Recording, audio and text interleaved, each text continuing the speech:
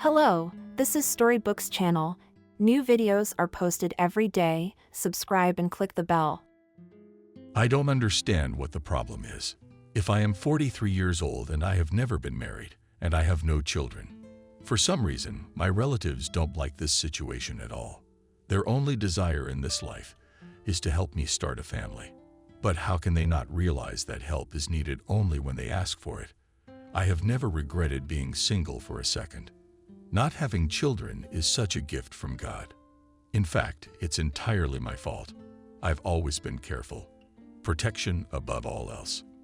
Otherwise, at some point in your life, your potential children will come to you from all over the country, even from places you've never been. The mother, of course, is the one who worries the most. Even when my father was alive, she constantly tried to organize meetings with potential candidates for the role of my wife. All this looked as if quite by chance, the daughter of my mother's friend or colleague, or one of her students came to visit us. The options for calling these damsels names were countless. When her father passed away, she became more obsessive. In addition to constantly arranging so-called chance encounters, this is how she began to constantly drip on my brain. After I celebrated my 40th birthday, it was like she went crazy. It got to the point where I couldn't live with her. Basically, I was never ashamed of living with my parents. I was fine with it. I only came to this house to sleep over or have dinner. I work all the time. Even on weekends, I wanted to always get a big paycheck to constantly develop in this field. I did get more and more money every month, but still it was not enough for me. Why should I give up money if all I need to do is to spend a little more time in the office? I did not aspire to be a supervisor.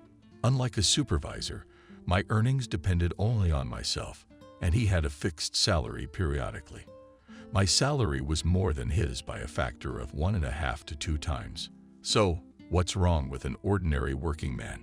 Apart from that, there were other pluses in the fact that I was an ordinary staff worker, while on the colleagues occupying managerial positions girls hung like on the hanger of the theater outerwear. There wasn't as much attention directed at me.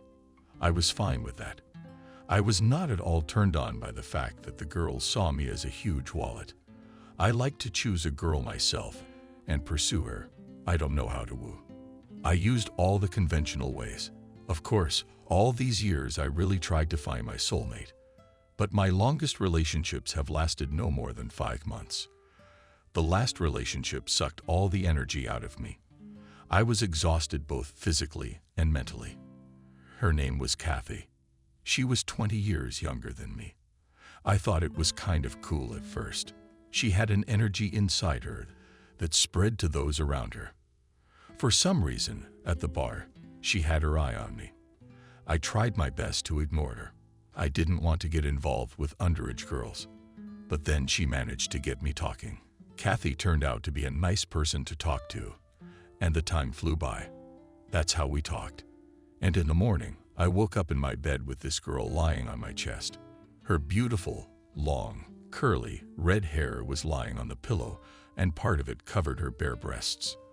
I'll be honest, she looked stunning in the morning sunlight. I was so engrossed that at times I forgot to breathe so as not to wake her up. From that day on, our so-called love began. That girl did unimaginable things to me, manipulated me any way she wanted. I fell for it. I did everything she wanted. I bought her a car after a month. Yes, not a new one, but still, jewelry, a fur coat, even though it was summer. Travel. I gave her everything. And what I got in return? What did I get in return? Sex. And that's about it. She didn't cook, she didn't clean. She partied all the time. It's getting a little hard for me to live at her pace. I wouldn't mind her partying all the time, as long as she was happy.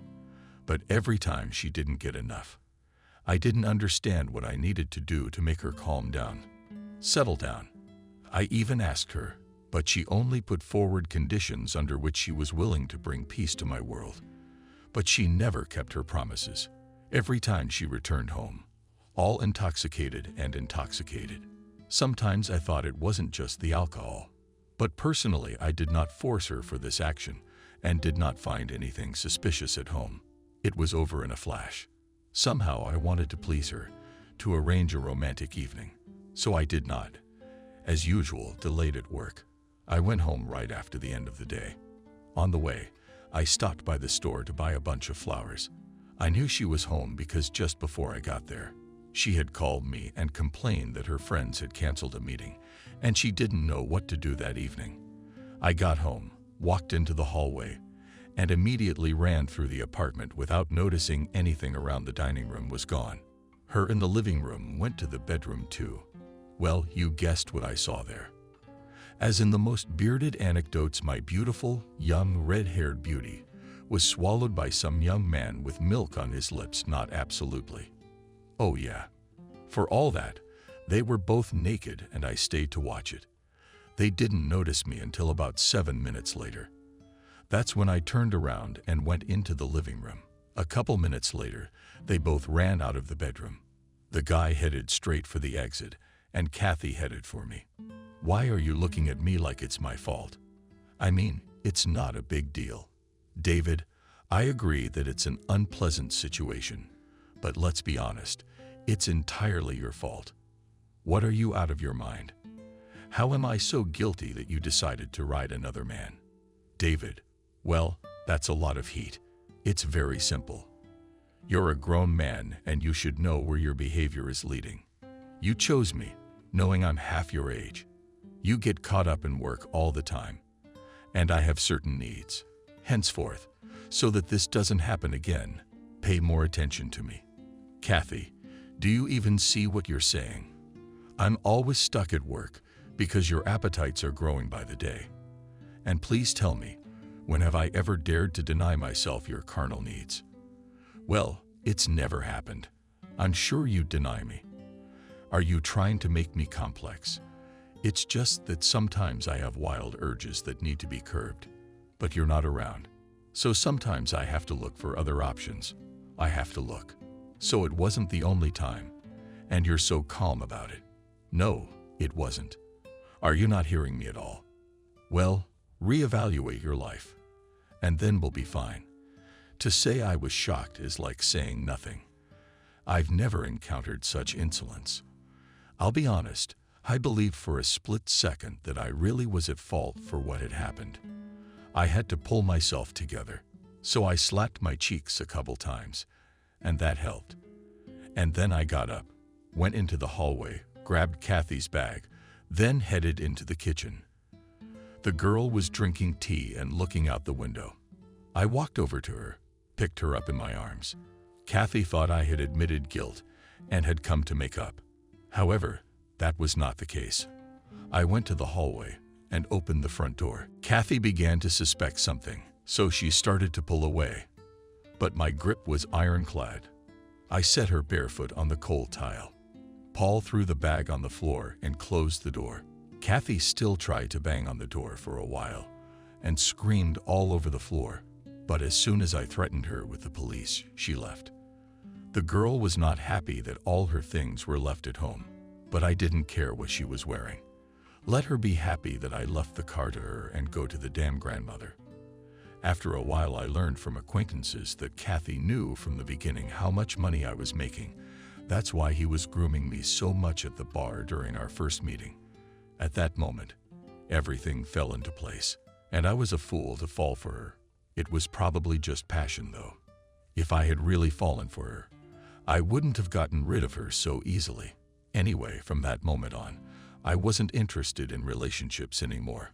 All 3 years, I just chose women for fun even, and did not hide my income. Then things got easier. I just picked 1 day a week, went to a bar, and got what I wanted. If it was a busy week, I'd go to the bar 2 or 3 times. Mom saw my behavior change. She was always finding reasons for me to come to her when I met her, playing the same old songs. To be honest, I just let everything she said pass me by. After a while, I realized I couldn't let it go. Something must be done to calm my mother down. If she calmed down, my life would be at peace. I could think of nothing better to do than to find a fake bride. I had to choose a middle-aged woman because my mother would not fall for a young girl, and continued to brainwash me. There were no single adult women in my neighborhood. I decided to look in the park. There was no time to wait, and it was Saturday. It was getting close to sundown, so there were a lot of people there. Probably a lot of visitors thought I was a maniac because I glare at every woman who even remotely fit my criteria. When I realized that I was frankly sad, I put on my glasses. I didn't want to end up for such a misunderstanding. And in the monkey house, they'd put a couple of cases on me. After 40 minutes, I found a woman who matched my requirements perfectly. I could tell she was a homemaker, but she wasn't a gray mouse. She looked delicious. A lot of young girls wouldn't have been on a par with her. Next to the woman was a boy of about 15 and a girl who was no more than 4 years old. I watched this family for about 30 minutes, and that's because I couldn't see. Is there a wedding ring on the ring finger of my potential bride's right hand? I tried to look from all angles, but nothing worked. Then I decided that I would sort of accidentally bump into her, and if there was no ring, I would meet her right away. I walked towards her and pushed her with my shoulder. Apparently, I didn't calculate my strength because the lady fell on the lawn. I didn't see that coming, and I was stunned. "Where are you going?" The guy brought me out of my trance. "Oh my God, I'm so sorry. I really didn't see you. You're all right." I rushed over to the woman to help her up. I was really afraid I'd hurt her. "Yes, thank you. I'm fine. Don't worry. I'm sure you didn't do it on purpose." God, how wrong was she? My face was getting angry paint. "Charles, don't be so rude. Not all people do harm on purpose. For God's sake, forgive my nephew. He's always protecting me since my husband left me." My gaze slid down her arm. There really was no ring. That's good news. What's even better news is that, pray tell, it's only her nephew. That fact made it much easier, because young boys are very wary of a potential stepfather, albeit a fictitious one. And I understand this is your young protector. You can tell he's ready to snatch me up with just a look. "Charles, I'm sorry. I didn't mean to hurt your aunt. Or maybe you did, but on the bed. She's a very pretty mademoiselle. I'd like to rectify the situation." "How is that possible?" "Well, for starters, I can take you to the infirmary so we can all make sure you're all right." "You what?" "Take it easy. But I've been rolling around in the grass a little bit. There's Betty already rolling around in the park every day." The woman pointed to the girl who was lying on the lawn with her own grass. "Well, then maybe we can get acquainted, and I'll buy you dinner, all of you." I stand corrected. We can get acquainted. I have to know the name of the person I'm supposed to avoid, in order not to end up on the grass again, the woman said with a smile. "My name is Adriana." "You have a very beautiful name, Adriana," said I in a languid voice, extending my hand. "And I am David. Our names sound similar. Maybe it's not a coincidence that we met." "Well, I don't know. It wasn't what you'd call a pleasant encounter." She seemed more confident than I first thought. "So how about dinner?" "My treat. Everybody dance, as they say." That's when the kid's eyes lit up. Apparently, his parents and Adriana didn't spoil him with much in the way of goodies. "All right, but we'll have dinner without the kids." But the aunt pulled Charles' no aunts. "Take Betty's hand and go home. There's everything in the refrigerator so you can satisfy your hunger. The adults need to talk." 3. "What's that for?" "Let me drive them home." "Why walk? And you won't have to worry." "I'm not gonna worry about it. We live a block away from this park. The boys won't even have to cross a busy road." At that moment, Charles took her hand, showed us his tongue, and the girl repeated after him. The sight was very cute. A genuine smile stretched across my face. The guys headed towards the exit of the park. I hesitated a bit as I didn't know what to do with Adriana, whether to give her a hand or not. I mean, she had just fallen. Maybe she really needed my help. There were already a few sparks running between us, though, so the gesture could be interpreted differently. And I wouldn't want that, because the woman I was looking for was fictitious. She had a role to play. I wasn't interested in anything else. Adriana. The first one headed toward the exit, and I, not knowing what to do, put my hands behind my back. I probably looked like a prisoner, but I didn't care. The important thing was not to ruin something that wasn't even there yet. I walked the woman to my car, opened the door for her like a true gentleman. I got behind the wheel, and we drove off. At that moment, I had no idea where we were going. I had to pick a mid-range establishment, so to speak, so she wouldn't think I was courting her. On the way to another neighborhood, I saw a small restaurant and stopped outside of it. The hostess took us to a table on the veranda. The place was delightful, and so was the view. It was already sunset, and the sky was going from bright blue to deep purple, and in the middle was a streak of red. Adriana looked ravishing. For her age, I was sure she'd order some standard Kaiser. We'll talk. However, the woman surprised me. She ordered lamb kebab and young potatoes. I don't know what was on my face, but when she looked up at me, she said, "You probably know what it's like to spend all day with kids and feet." "I'm lying around and hungry as a dog," said the woman and burst into loud laughter. Unfortunately, I can't imagine what you are experiencing. I don't know how you perceive my facial expression, but I was just surprised that a woman with such a beautiful figure eats potatoes with mutton. Oh, I was shy. So don't be shy. Order whatever you want, I said with a smile. No, let's stop here, or I'll change now, and then I'll want to sleep. I won't care what you talk to me about. I will demand that you take me home. What do you say? Tell me about your children. I understand Charles is your nephew. And Betty. Who's Betty? Daughter? You could say that, but more specifically, if you don't mind. A daughter. A daughter who decided to have a baby as an adult. You are tactfully silent, but I can see that you want to ask me what. How old am I? You don't have to deny it. I can see it in your eyes. Of course, it's indecent for a woman to ask such a question. But I'm not the hidden type. I'm 40 years old and you're 43. Wow. How did you know that? It didn't even take you long to figure it out. I've known you for as long as I've known you. I've been intuitive since I was a child. My father trusted me to pick lottery tickets when I was very young. And guess what?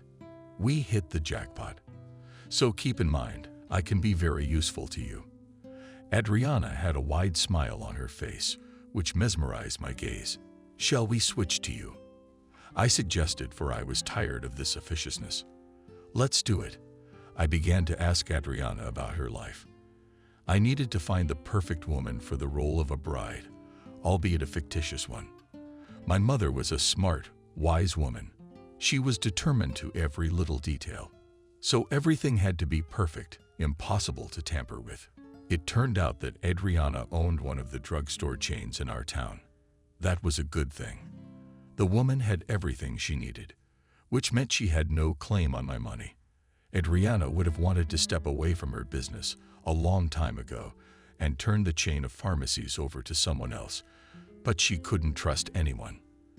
The woman said she would run the outlets as long as she could. Then she would simply sell the business. Adriana was a very pleasant person to talk to. To be honest, I didn't want to ruin the evening with my proposal. Adriana was worth more than that. And I was almost certain that my proposal would offend the woman. But it was worth a try, as they say. Adriana, I have a confession to make. I only ask one thing. You listen to me all the way through before you jump to conclusions. Sounds interesting. Well, let's give it a try. I'm listening. I took in a full chest of air. My heart began to pound harder, echoing in my ears. It was no longer acceptable to back up. Adriana, I didn't crash into you by accident, but I didn't mean for it to turn out this way. When I saw you on the lawn, I freaked out and cursed myself with all the right words in the world. I meant to hit you gently with my shoulder, but I didn't realize the force. So I'm prepared to apologize to you for the rest of my life. I'm so ashamed. Shut up, please, I said between words as I saw Adriana open her mouth to say something. I'll go on. Why did I do it? That's the question you're asking. I wanted to meet you, but I didn't see you. Is there a wedding ring on your finger? I thought I'd check it that way. Again, I'm sorry, please. After that, I got to the point. I told the woman about how my mother cares for me despite my advanced age. Of course, I was afraid to seem like a mama's boy in her eyes. However, I could not pass this part of the story about myself. Then I smoothly came to the fact that my mother's cherished dream is that I have a family. Adriana, please, there's not much left. You see, her obsession had become so unbearable that I was almost desperate, so I decided on one strange act. Introduce my mother to a fictitious bride. The woman interrupted me. I was blown away by her insight. No, you had to. I was trying to make it sound veiled. Did I just blurt it out to her? I'm not gonna ask you how you figured it out, but yes, you're right. I thought it was a fake relationship. Please note, not a marriage, but a relationship. It's the best way out of this situation. Well, you know, my mother's not gonna be fooled. She can detect deception. I didn't want some girl who'd do anything for money. I wanted an older woman. You mean old? No? Adriana, no. You can't find a smart woman these days.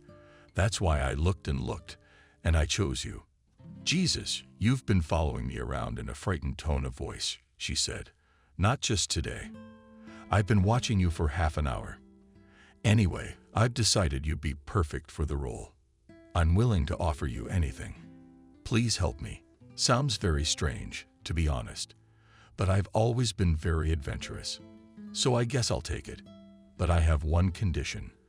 I agree to all say that I have not fallen in love with me, that you have not fallen in love with me. I speak Russian, yes. I ended up laughing. It's been a long time since anyone made me laugh like that. I mean, come on. Was she really so sure of herself that she would assume I was falling in love with her? She's an attractive woman, no doubt. But you don't fall in love with someone like her when you're older. They choose them for a home that's cozy and clean and smells of borscht and hockey sticks. I promise, Adriana, that I do not fall in love with you, I said with a slight smile. After that, we were clear on the goals we had to reach. It took us at least an hour and a half to come up with a plan of action. During this time, we drank 2 cups of coffee, and it got dark outside. Not a single star was visible in the sky. It was covered with clouds and a light breeze came up. But it was cold, so I took off my jacket and threw it over Adriana's shoulders. I'm a gentleman. What a nobody. There was no time to delay. So we scheduled the meeting with my mother for tomorrow. Despite the fact that Adriana was an elegant woman, I asked her to observe some dress code. No cleavage, no skirts above the knees, no loose hair. My mother considered all women who didn't adhere to these criteria very frivolous. And what man would want his fiancée to be considered as such, even if it was fictitious? After the discussion, we went home. I drove Adriana home. She actually lived in the heart of the city in a swanky new housing complex. I even managed to get a good look at her windows because Charles was standing in one of them, and 4-year-old Betty's head was sticking out of the other. They were waiting for a woman, not 1 o'clock.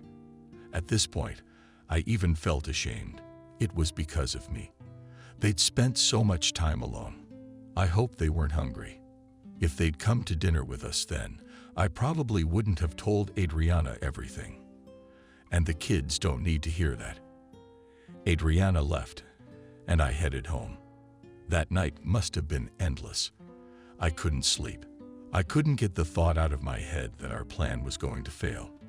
And then I remembered the woman's words when she asked me not to fall in love with her. A smile spread across my face.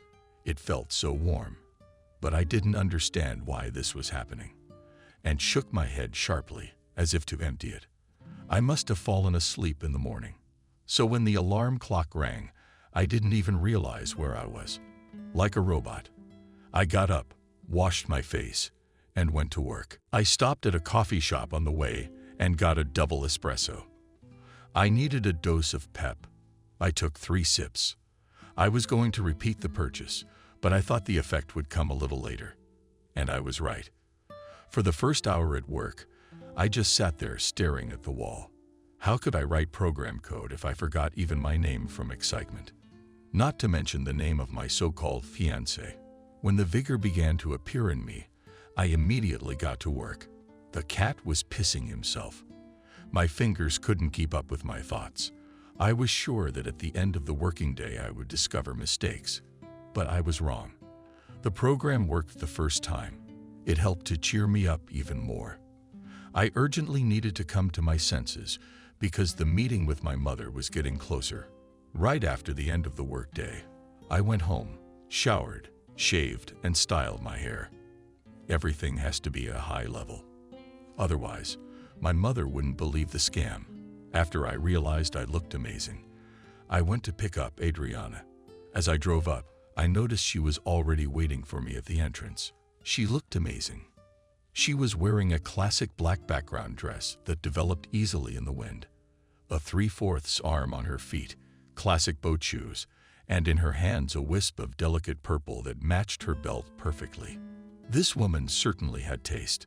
As Adriana got into the car, I could smell the scent of her perfume. It was different from the one she had been wearing yesterday. The day before, she smelled of the sea and freshness. Today, it was a pleasant floral scent with a slight sweetness. "Hi." I held out my hand, hoping she would put her graceful hand in it. "You look stunning." "Hello, David. Really, all your wishes are taken care of?" she asked. A slight smile appeared on her face.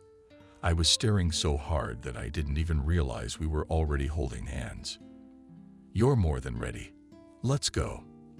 Adriana bowed and waved as if the coachman was sitting in front of us. I didn't hesitate. I started the car, pressed the gas pedal, and drove toward my mother's house. Adriana and I had a pleasant conversation on the way. She was talking about how Charles and Betty had greeted her warmly yesterday. The boys had missed their aunt and Mom so much that they had decided to make her dinner. True, it was very different. They served her a salad of red fish apples, crab sticks, and mayonnaise. Adriana recounted that she tried her best to pretend that it was the most exquisite dish she had ever tasted in her life. She prayed to God that the kids would get away from her as soon as possible so she could stop eating that salad. She told it so emotionally that I couldn't keep from laughing. Tears came to my eyes, which made me unable to see the road well. The woman made me laugh so hard that I had to park in the first place I could find. When we pulled up to my mother's house, my heart sank. I knew it was all fictitious, but I was worried as if Adriana was really my fiancée. The woman gently took my hand and told me not to worry. She promised that everything would go off to the best of her ability. I believed her because she was a wise and responsible woman. I think that if she could not fulfill my request, she would have given up on the scam right away. She was not the kind of person who could and liked to lose. More accurately, no one likes to lose. However, some people aren't even upset by it. They take it for granted. We got out of the car, and from that moment on we looked like a couple in love. After all, my mother could stand at the window and watch us. Adriana took me under her arm, and like a gallant cavalier I led her to the entrance, opened the door, and held her close. When we took the elevator to the floor we needed, we found that the door to the apartment was already open, and half of my mother's face was peering out of it. She was too curious. "But couldn't you just wait in the apartment? That's where we're going anyway." "Hello, my son, my good son." God, I couldn't believe it. That you would come to me today, and not alone at the expense of Metal Mother. "Hello, Mom. What did you think I was doing, lying to you? Meet my girlfriend, Adriana." Adriana walked up to her mother and extended her hand. Mom responded to her welcoming gesture. "Adriana, I'm so glad my dummy has you. But don't get too excited. It's just that we haven't met at all yet. It's nice to meet you." "Nice to meet you. Of course, of course. Let's get acquainted. Why are you standing in the hallway? Come into the hall. David, help your bride." "Mom, we're going out." "Well, it's not hard for a girl to grow up to be a bride. I'm sure you won't drag this out too long. I'm not young at all." and I'd like to babysit grandchildren very much." Adriana's mom turned around and gave me her beautiful smile. It was obvious that the woman was feeling a little awkward. I can't imagine how much the discomfort level would have increased if we were actually dating. Mom was pushing us when we were still in the hallway. What would happen when we made our way into the living room? I had no idea at the time.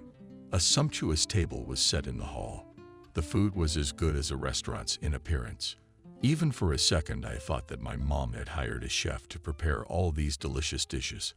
Of course, that wasn't actually true. My mom had a lifelong love of cooking, and she did it deliciously. Her dishes were not only delicious, but beautiful as well. Over the years, she had honed her skills. We sat down at the table, so there was no doubt in my mother's mind that we were dating. We sat very close to each other, so our hands and feet were touching.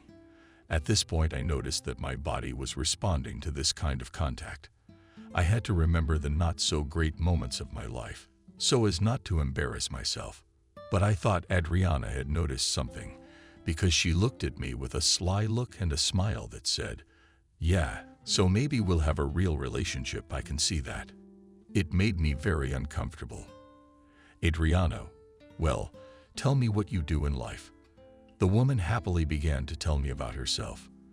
I started to worry that she wouldn't say too much, because she was very enthusiastic. My mom listened with interest. I could see from her face that she was pleased that Adriana had her own chain of pharmacies. She even joked that she now knew where to go with the list of medicines that the doctor would make at the appointment, because the treatment was very expensive. At first, I wanted to ask her why she was going to be treated, but then I bit my tongue, because at her age all the sores come out. "Adriana, how old are you?" "Mom, isn't it unseemly for you to be so hard on her? But I have to know if your woman can give birth to you or not. I can see she's not a girl anymore." After saying that, I was speechless. That's when my mother became so tactless. How could she even say such a thing? Looking at her face, I realized that she didn't regret the question she asked. The silence was awkward and dragged on. Adriana realized she had to do something. "Honey, it's okay. Don't worry. I'm 40 years old," she said with a soft smile. 40, her mother said thoughtfully. "That's menopause. It is not a fact that you will be able to get pregnant." "Mom, come on, Mom, who's going to take care of you if not me? Maybe she'll leave you when she realizes she can't give birth to you." "Mom, God, honey, calm down.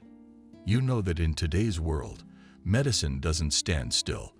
If you can't get pregnant naturally, you can use IVF. It's such a small thing." I marveled at how my fictitious fiancée kept her composure, and the insults flying at her weren't fictitious at all. What normal person wouldn't take offense at something my mother said, no matter who that person was? He would feel insulted. But IVF is nice, but it doesn't feel real. "Don't worry, I've got kids. They can help relieve your loneliness if you need it." God, why did she have to say that? This is a real failure, I thought, and I was right. I can see why you're not so worried about getting pregnant. It's just that you already have kids and don't need any more. Mom, please, let's just drop the subject. We did close the subject. I realized that I had a conversation with my mother ahead of me. I was sure she'd be crazy about Adriana. But from the very doorstep, she wasn't satisfied with her age. The interesting thing is that she wouldn't be satisfied with the age of the bride. In any case, she would arise that she was too young and would leave me, and the other one was old and would not bear me children with my mother. There was no golden mean.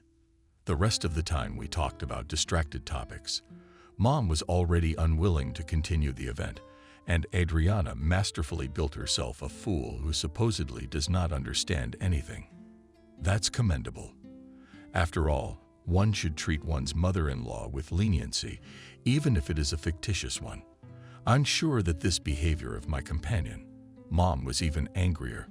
She liked it when people reacted painfully to her words. Mom thought she was always telling the truth. I thought she was just being rude. I didn't have the energy to continue the evening. So Adriana and I cited fatigue and left Mother's house. At the threshold, my mother reached out to kiss me goodbye and whispered in my ear, "See your lady off and come back to me to talk." Shit, that's what I was most afraid of. But I didn't let on. Adriana took my hand, and we headed for the elevator. We didn't say anything until we were out of the elevator and in the car. And Adriana, please forgive her. I'm just shocked. I had no idea she'd act like this. She's always been like this, but not on the day she met her future daughter-in-law. How could she even say that? You're at a normal age. Do you hear me, normal? I started yelling as I drove to her house. David, stop it. She's right here.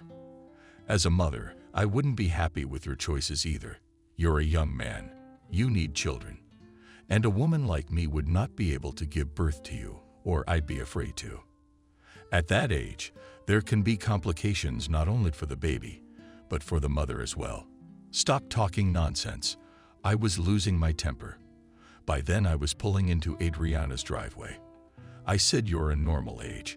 I don't think it's as bad as my mother says," I blurted out as I pulled the car over.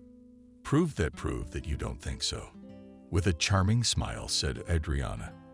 I was confused. I didn't understand what she was expecting from me. My body reacted strangely to her words with some unknown impulse. I threw myself on top of her and kissed her. Her lips were very soft, and I felt an electric shock run through my body. It was a long-forgotten feeling. For several years, no woman had stirred in me such desire as she did today. My hands disobeyed my brain and continued to explore her body. It was beautiful, despite her age. Adriana, on the other hand, also had a genuine desire. It was evident in her demeanor. Her breasts rose higher and higher as her breathing became heavier and heavier. I was somewhat surprised at this turn of events, as I thought that my fictitious bride was responsible for the task I had set for her, namely creating the illusion of an ideal couple, nothing more. But I could tell from her that she had wanted me for a long time, and that fact was a pretty big boost to my self-esteem back then. And not just hers. I don't even remember how we ended up in Adriana's apartment, because I don't think we stopped kissing at all. Her lips were so soft, so passionate. I was starting to taste blood after a lot of kissing. Apparently, Adriana hadn't practiced such long kisses in a long time. Opening the front door, we piled into the apartment. After that, it was like we were blown away. I started tearing off her clothes like a beast and completely stopped thinking about the fact that there might be children in the house. Adriana, as if she sensed that I had that question inside of me. "It's okay, they're gone," the woman said with a huff. "They are at their grandmother's house, don't worry." After that, I realized that I was allowed to do everything that I had previously been afraid to even imagine. The rest of the time we did not get out of bed. I'll leave out all the details, but I will only say that in the morning I felt as if I had been run over by a roller. All my muscles and joints ached as if I had not made love. Yesterday I worked out and left world records in weightlifting. When I woke up, Adriana was still in bed and singing sweetly. At some point I realized I couldn't stop looking at her. At that moment she seemed to me the most beautiful creature on this planet. I couldn't understand what this woman had done to me. After all, until a few days ago, I was not interested in anything but my work. Adriana was good too.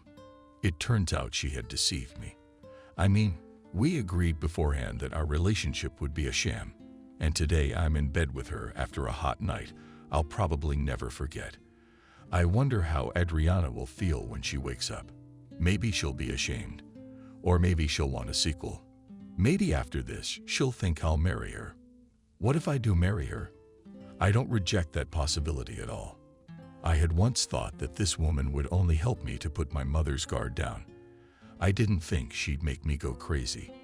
When Adriana opened her eyes, I pretended like a boy to be asleep. My eyes were slightly open, so I saw everything through my lashes. She lost her eyes with her beautiful hands. After that, she looked at me as if I was the love of her life. Maybe that's how it really was. I guess I'd like to believe it. But I was convinced otherwise. Adriana had a recent love anyway, as evidenced by the presence of her little girl, Betty. The woman had a look on my face. A slight, gentle smile appeared on her face. 15 minutes later, she got up and left the room. At this point, I rolled over onto my back, put my hands behind my head, opened my eyes, and stared up at the ceiling. At first, I just didn't know how to act. It was because I couldn't decide what I felt for this beautiful woman. Fragments of last night's flawless and passionate night began to appear in my mind. For a moment, I fell out of reality and only came back when Adriana appeared in front of my face with a tray in her hands. The fragrant smell of coffee wafted through the room. "Good morning, honey," the woman said casually. The way she addressed me made me speechless. I could only reward her with a slight smile. I hope that at that moment she thought that I didn't answer her only because I had just woken up. "David, calm down. I can see in your eyes that you're really stressed out about last night. Relax. We're adults. We did what we wanted to do. This whole fake marriage thing really got on your nerves. Your mother didn't give us a hard time last night. If you thought I didn't realize it, I'm offended that you think I'm so stupid. Come on, wake up. The coffee will get cold, and it won't be so refreshing. I know something else that'll perk you up in the morning. I didn't expect myself to say it. I'm embarrassed to ask what it is. Did I ask you to put the breakfast tray on my nightstand?" There was a look of bewilderment on her face. It amused me even more when her hands were free. I grabbed her wrists and pulled her down onto the bed. The woman was pleasantly surprised. She was smiling and laughing. I continued to do what I hadn't had time to finish during the night. Yes, the night was very short indeed.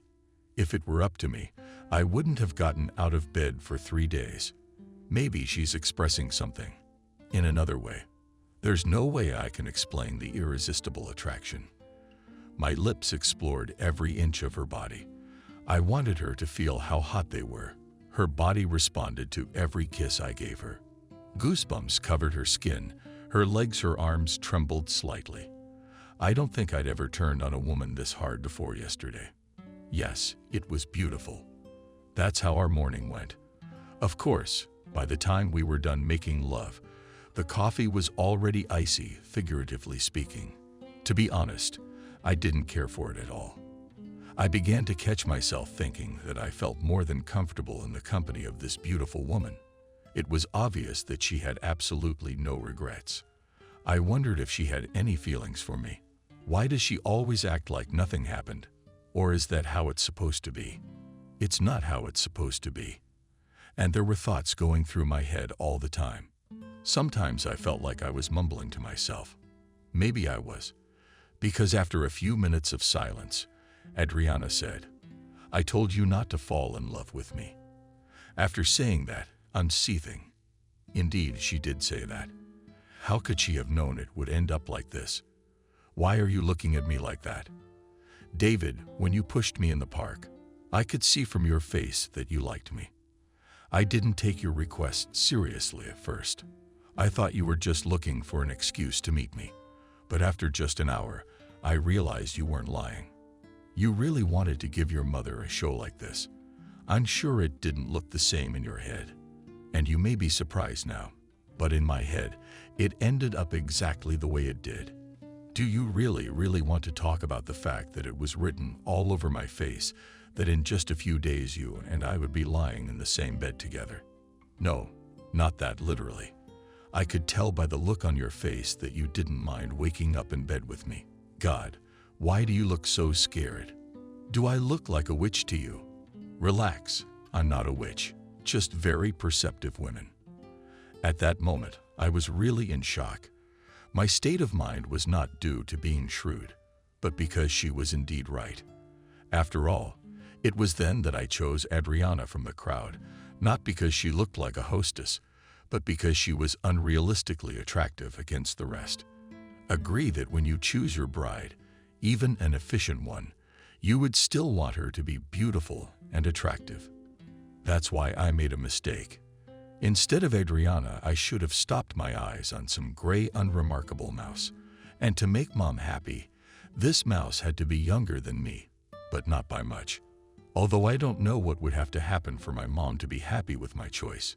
She would probably be pleased only in one case, if she herself had chosen a bride for me from all her students, daughters, friends, nurses, from the district polyclinic. Well, to hell with it, whatever happens. After all, I'm not going to marry her. It's not like I'm a teenager who loses his head to the first woman who gives him a mind-blowing night. But also the morning, of course. I got out of bed, not even bothering to cover myself with something she didn't see there. Walking over to Adriana, I slapped her. I couldn't resist. She's got a delicious figure, I'll give her that. What are we going to do? Shy like a boy. I asked the woman who was stirring my emotions. With what? David, just because we slept together. Even if more than once does not mean that between us urgently need to tie the relationship. It's not going to happen against our will. Are you against it? Aya, honey, you are the one who hired me for a fake relationship, not me. With a gentle smile, Adriana said. There was some confusion on my face. I couldn't find the words to say because I didn't know what expressions of feelings would be appropriate in this situation. Why are you looking at me so guiltily? David, we are well into our 20s. Moreover, well into our 35th decade. You realize how much that phrase terrifies me. But nevertheless, we have the right to do whatever we want and sleep with whomever we want. So what's wrong with that? How can you even say that? It was fantastic. You're an excellent lover and, frankly, a good woman. Unexpectedly, I blurted it out to Adriana. It's all out in the open. At that moment, I felt like a boy in front of an experienced adult woman, because her face didn't show an ounce of confusion. She knew she was good. I was turned on and annoyed at the same time by her self-confidence. Adriana, I'm going to confess to you, even though I don't know what to confess. I really don't know how I feel about you. I don't think I've ever felt this way in my entire life. I just don't know what it is. But then, so be it. She said with a smile.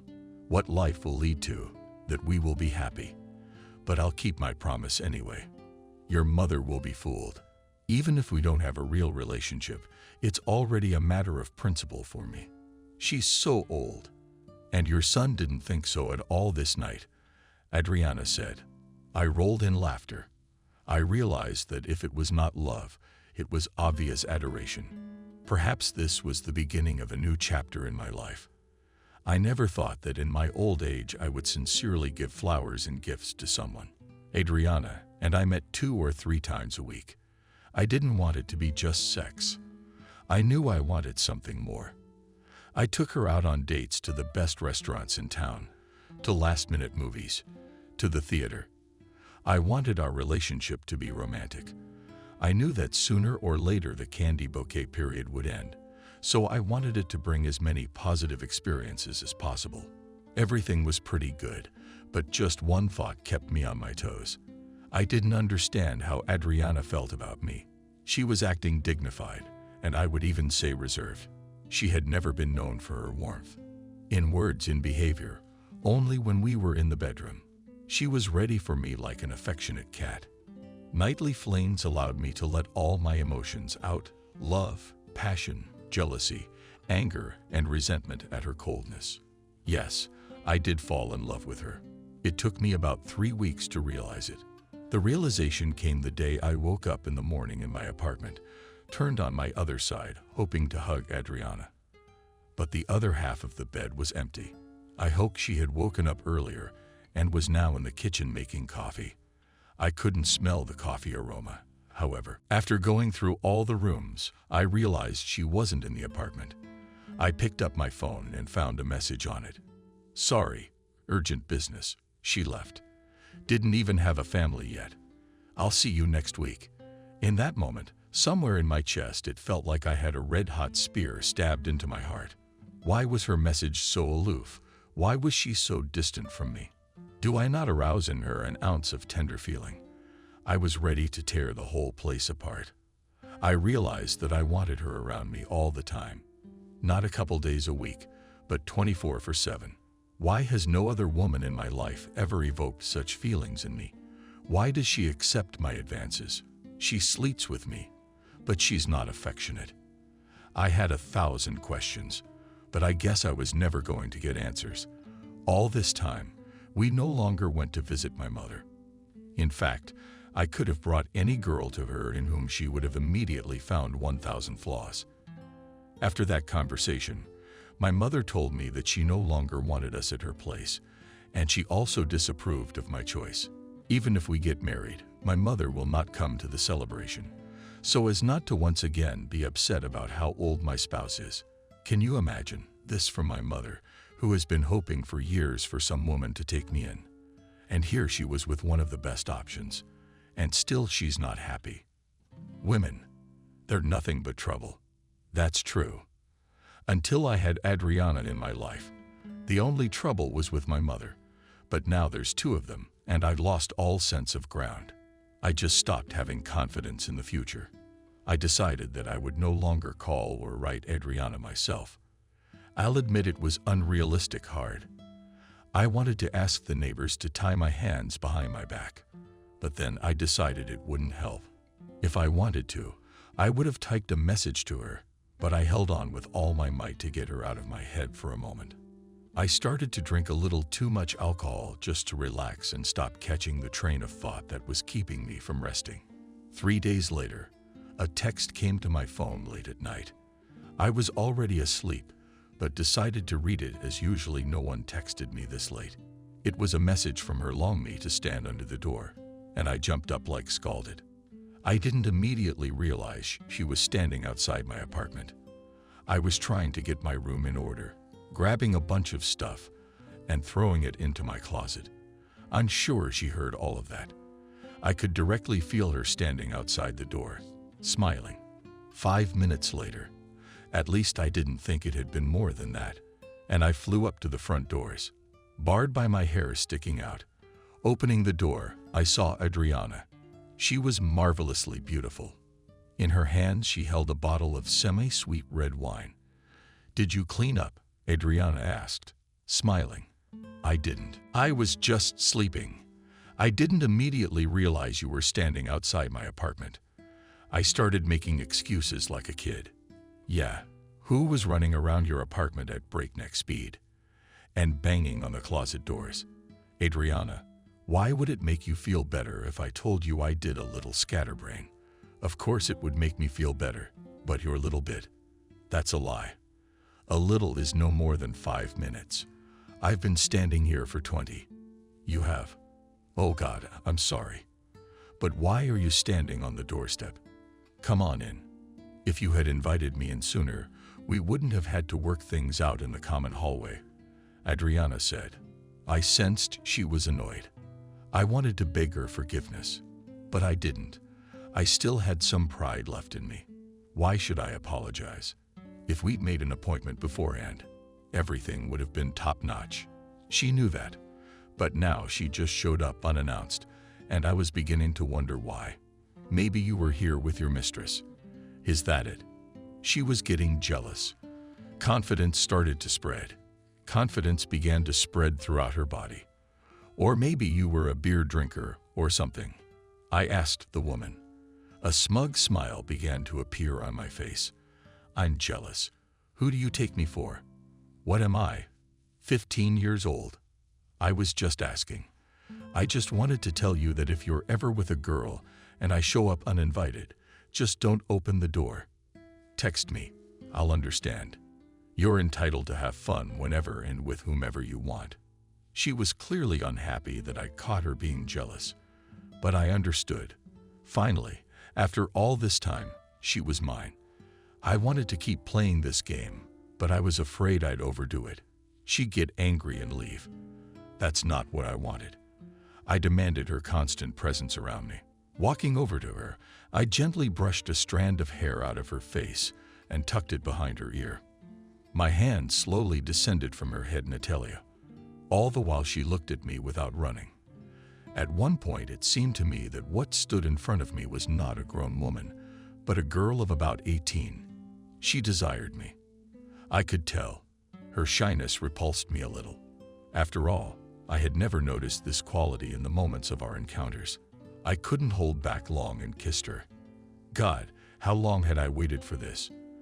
The few days we hadn't seen each other seemed like an eternity. Her coldness made me think that she didn't care about me. But now I realize I was wrong. She tried to deceive me, but her body says otherwise. I'll leave out what happened next. I'll just say it was wonderful. It was like having our first time again. Adriana, why are you trying to pretend? I asked her as she lay on my chest. I mean, what am I faking? You imagined it. It was clear from her voice that she was agitated and trying hard to hide her emotions. Adriana, our entire relationship, I thought I was indifferent to you, and you were with me only because you were interested in participating in the scam I offered you when you disappeared in the morning and disappeared for a few days. I gave myself my word that I wouldn't write you a single message. Do you have any idea how hard that was for me? I started drinking before bed, but there was a fine line. If I drank a little more, I'd be on your doorstep in half an hour. If I drank less, I couldn't sleep because you fogged my judgment, and I couldn't think of anything but you. And what makes you think I'm pretending? Raising her tone slightly, Adriana asked. Now she no longer looked like a self-sufficient adult who knew the value of her time and feelings. Everything remained as it was. Adriana, why are you deceiving me? You're acting differently now. In my eyes, you're like a young girl who's overcome with jealousy. Just because you think you are, doesn't mean you are. Maybe you're the one who sees me that way. But in the eyes of others, I haven't changed. Adriana, tell me. She lay on my chest again and was silent for about 5 minutes. And then she sucked in a breath. What did she scream? What do you want to hear? That I love you? Yes, I do. Why was I acting like that? Because I didn't want to admit it to myself. I'm 40 years old. What love? Even before we met, I believed in love. My last boyfriend looked quite solid and respectable, but in reality, he turned out to be a common Alfonso. Oh God, yes. If he'd only been an Alfonso, I wouldn't have cared so much. He humiliated me, and he stole from me. Do you have any idea how I feel? I'm scared, David. I don't want what we have to turn into something more. You know, people move in and out all the time. Breakups are inevitable. Even though you know you have no future with that person, it still hurts so much when he leaves you. What makes you think that if we get back together, we'll break up? You're setting yourself up for negativity. In this case, of course, nothing good can come of it. You'll always look for faults in me. Like now, you came here for a reason. You're used to me writing you almost every day. And now I've disappeared. You didn't come here mostly because you missed me, but because you were sure I had someone. No, that's not true. Adriana looked at me with eyes of her own. She knew she was lying, and it was very obvious. Okay, you win. Yes, I'm jealous, yes. It was crazy to me when you stopped texting me. I thought you were just trying to get rid of me in my long life. I've been dumped by men a few times without saying anything. That's what annoys me the most. If you've fallen out of love, say so. If you have someone else, say so. And you look for the easiest ways, not thinking that you will bring a lot of pain to the person who loves you more than anything else in the world. Adriana, calm down. You're acting like you just ran into my apartment and found some girl in my bed, sitting on top of me. She came on top of me. I was asleep. Then I woke up and started cleaning up fast. Scattered all over the couch. What's your beef with me? Why are you acting like this? Why can't you just accept a situation where we love each other? Even if you're sure it's not forever, it might be a good idea to live in the present, not the past, not the future. If you're happy here and now with me, why should you care about what will happen in a month or a year? At that moment, I turned my eyes to Adriana and saw that tears were streaming down her cheeks. More than anything, I disliked women who cried. It had to do with the fact that I just didn't know how to act. I hugged her, kissed the top of her head, but I couldn't find the right words. You can't say the right thing when you don't know the reason for the tears. We sat on the bed for about 10 minutes, her crying on my chest and me stroking her hair. After that, I found the strength to tell her how I felt about her. The woman began to calm down. Her sobs became quieter and quieter. The tears were no longer flowing so heavily. Yes, we had such a difficult conversation a month after we met. It's very difficult when two adults with broken hearts meet and realize they have some magical feelings for each other. It's always a scary moment. I understood him like no one else because I felt the same way. I've been through betrayal and lies, but I don't want to think about it now. At that time, what I wanted most of all was to live today, to feel it as much as possible, not caring about what awaits us in a year or two. I realized that Adriana wanted the same thing, but had a lot of fear. Despite this, we started dating her. To be honest, I wanted us to move in together. However, Adriana was against it. I did not put pressure on her as I realized that she needed time to make sure that I would not bring her harm and pain. Despite this, we went on dates every day. It was a magical time for me. I enjoyed every second I spent with her by my side. Adriana really stopped being the willful person she seemed at first. She was turning into a young girl in love. I liked that so much. It seemed to me that this woman was a combination of contradictory qualities. I didn't know what to expect from her in any given situation. Sometimes she would reprimand me like a strict teacher, and sometimes she would make me steal lilacs from the flower beds. Sometimes she wanted to watch some art house movie, and sometimes she wanted me to run barefoot across the lawn. It was really quite entertaining. She'd never acted like that before. In fact, back then, she was still struggling with the warm feeling she had for me. Every date we went on ended in bed. She and I were on the move. We'd go to my apartment or hers. What struck me most was the fact that when we ended up at her apartment, there were never any children there. Adriana said that her nephew was taken by her sister, and she sent her daughter to her mother. I was interested in listening to all her conversations because I knew nothing about her family. For some reason, she kept avoiding the subject. At first, it made me tense, but then I just decided that there were more interesting conversations in the world. But when the topic was about her family, Adriana would always turn the conversation, and Elena would throw kisses at me. At the time, I was fine with that. Sometimes she stayed overnight. And this time, I especially loved, because she always got up before me to make breakfast, and it didn't matter if it was a weekend or a weekday. Most often on such days, I woke up to the ineffable aroma of freshly roasted coffee or her signature airplane. After we ate breakfast, I would get ready for work, tossing in home repairs along the way. Out of habit, I still peered through her windows the same way I did the first time. To be honest, I really wanted to see the kids there. It was a very sweet picture. When I was young, I often dreamed of having a son and a daughter. But things turned out differently. Perhaps my child is out there somewhere, but his mother has chosen to keep quiet about it. If that is the case, I do not judge this woman, because she probably does not know whose child it is. As it happens, the girls I chose were not characterized by any dignity or discretion. I spent the entire workday in torture.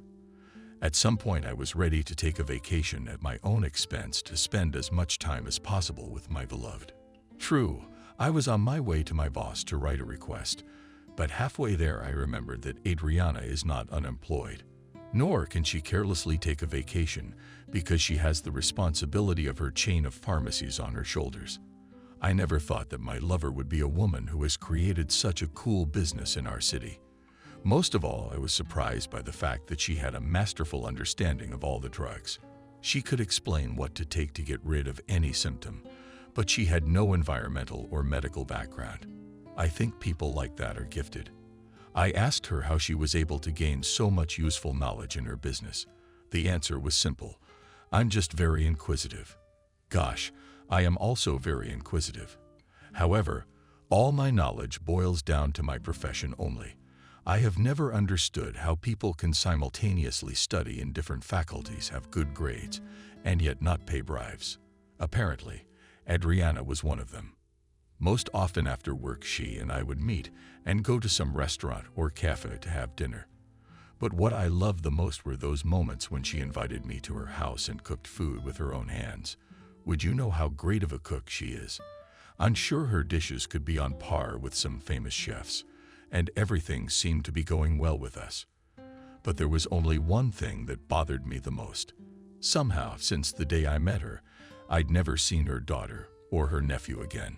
It seemed to me as if she were hiding them from me. I tried to speculate as to why this might be so. However, I could not find a single adequate explanation for her behavior. I had done nothing wrong. On the contrary, I was always interested in how the children were doing, what hobbies they had, what successes they had in their studies. Adriana always responded to my questions in a curt manner and changed the subject. And when I returned to talk about the children, she began to get nervous, although she tried to hide it in every possible way. I began to reassure myself that sooner or later we would start spending time together with the children, because I was sure that we are waiting for a long and happy life together. At some point, we decided to spend a weekend together. I suggested to Adriana that we try living together. She was a little scared when she heard my proposal, but I woke up in time and realized I had said the wrong thing. At that point, all I meant was to spend Saturday and Sunday 24/7 together. It was important to me. That's when I thought I could spend as much time as possible with her daughter. And if I was lucky, my nephew would also come to visit his aunt. Adriana agreed, and I chose the place myself. I didn't want it to be one of our apartments. I wanted this weekend to be something special. I chose an incredibly beautiful chalet by the river. The location was really very picturesque. The landscape designer of the vacation base had tried hard. The owners of the site kept and bred their peacock swans. In a separate paddock were horses, which you could pet. Unless, of course, you were afraid they would bite you. For some unknown reason, Adriana said that she would get to her destination on her own. This surprised me a little. However, I did not resist, as she had every right to do as she saw fit. I arrived at the recreation center a little early to ignite the brazier, prepare the meat and shampoo. My companion turned out to be very punctual, was not late for a single minute. The territory was full of vegetation. Therefore, when in the gap I saw the silhouette of Adriana, I stood with bated breath and waited for the children to appear. However, there were none. "Honey, are you so punctual?" "Hello. You know, I expected to see you in slightly different company." "Actually, I was expecting to see you in company at all. Where did you put Charles and Betty?" "Somehow I was sure they'd be with you." "Hello, my good man. To be honest, I thought the children were coming with me too. However, Charles is being picked up by his mom, and Betty threw a tantrum. She said she wanted to go to Grandma's. I didn't try to talk her out of it, because she wouldn't have let us spend the weekend in peace. Of course, I was a little upset. However, now you and I can do whatever we want for 2 days, if you know what I mean." Adriana said the last phrase with a smile that made my heart beat faster. "Of course, I would like to spend these 2 days in bed with you. However, if we have a marathon like this, the first day of work will seem like hard labor. I'm sure that after such fitness, there won't be a single muscle left in the body that wouldn't whimper with pain and the slightest strain." At this point, Adriana burst into laughter. I had been allowing myself more and more of these kinds of jokes lately because they amused my woman. To be honest, I also liked them because I could say what I was thinking, immediately translating it into humor. The first day has passed. Ours was simply delightful. The sun was shining, there was a light breeze. We bathed in the river, sunbathed, ate delicious kebab, fresh vegetables. But the way we spent the night, I think, do not need to explain. In the morning, we woke up not from the fact that the pleasant sun rays hit us in the windows, but from the fact that a crazy downpour was drumming on the roof. Outside the window, thunder and lightning was shining. We hoped that such a mind-blowing spectacle would end soon. However, 2 o'clock later, everything was still as it was. We decided that we should leave back to the city, as the access to the recreation center was not paved with asphalt. The road was unpaved, which meant that with each passing hour the chances that we would not be able to leave increased. After quickly packing everything up, We jumped in my car and drove into town. There it was decided that we would stop at Adriana's house. However, just as we started pulling up to her driveway, her phone rang. And after a short conversation, she said that she needed to leave for work for a few hours. I was upset, but I decided that during her absence, I would have time to make dinner and clean up. I drove my lover to her place of work, and I went to her apartment. When I crossed the threshold of her house, I immediately realized that the children were not here. For a long time, the apartment had been cleaned. Everything sparkled with cleanliness. Such houses, as a rule, children do not live here. The first thing I did was to take a shower. I was there no more than 20 minutes. When I got out, I noticed someone was in the apartment. I carefully made my way across the room to the kitchen. The refrigerator was open behind the door. I couldn't see who was in there. However, I determined from the lower body that it was a woman. I didn't understand. "Uncle, who are you?" roughly inquired the guest. "You know, madam, I have the same question for you. Who are you? What are you doing here?" "Uncle, hello, this is my house. I don't remember bringing a handsome man like you here. But first of all, my name is David. Secondly, as I recall, this is Adriana's house. Of course you look a little like her, but you're not Anna. Of course I'm not Adriana. That woman whose name you mentioned, a lot of people call her my mother. But I wouldn't want her to think of herself as such." Gradually, the woman's tone began to loosen with each second. Her speech became more literate and sweet. She no longer seemed like the rude woman who stuck out from behind the refrigerator and tried to figure out who I was. She was a slender brunette with gorgeous clean hair. I wouldn't say her figure was slender.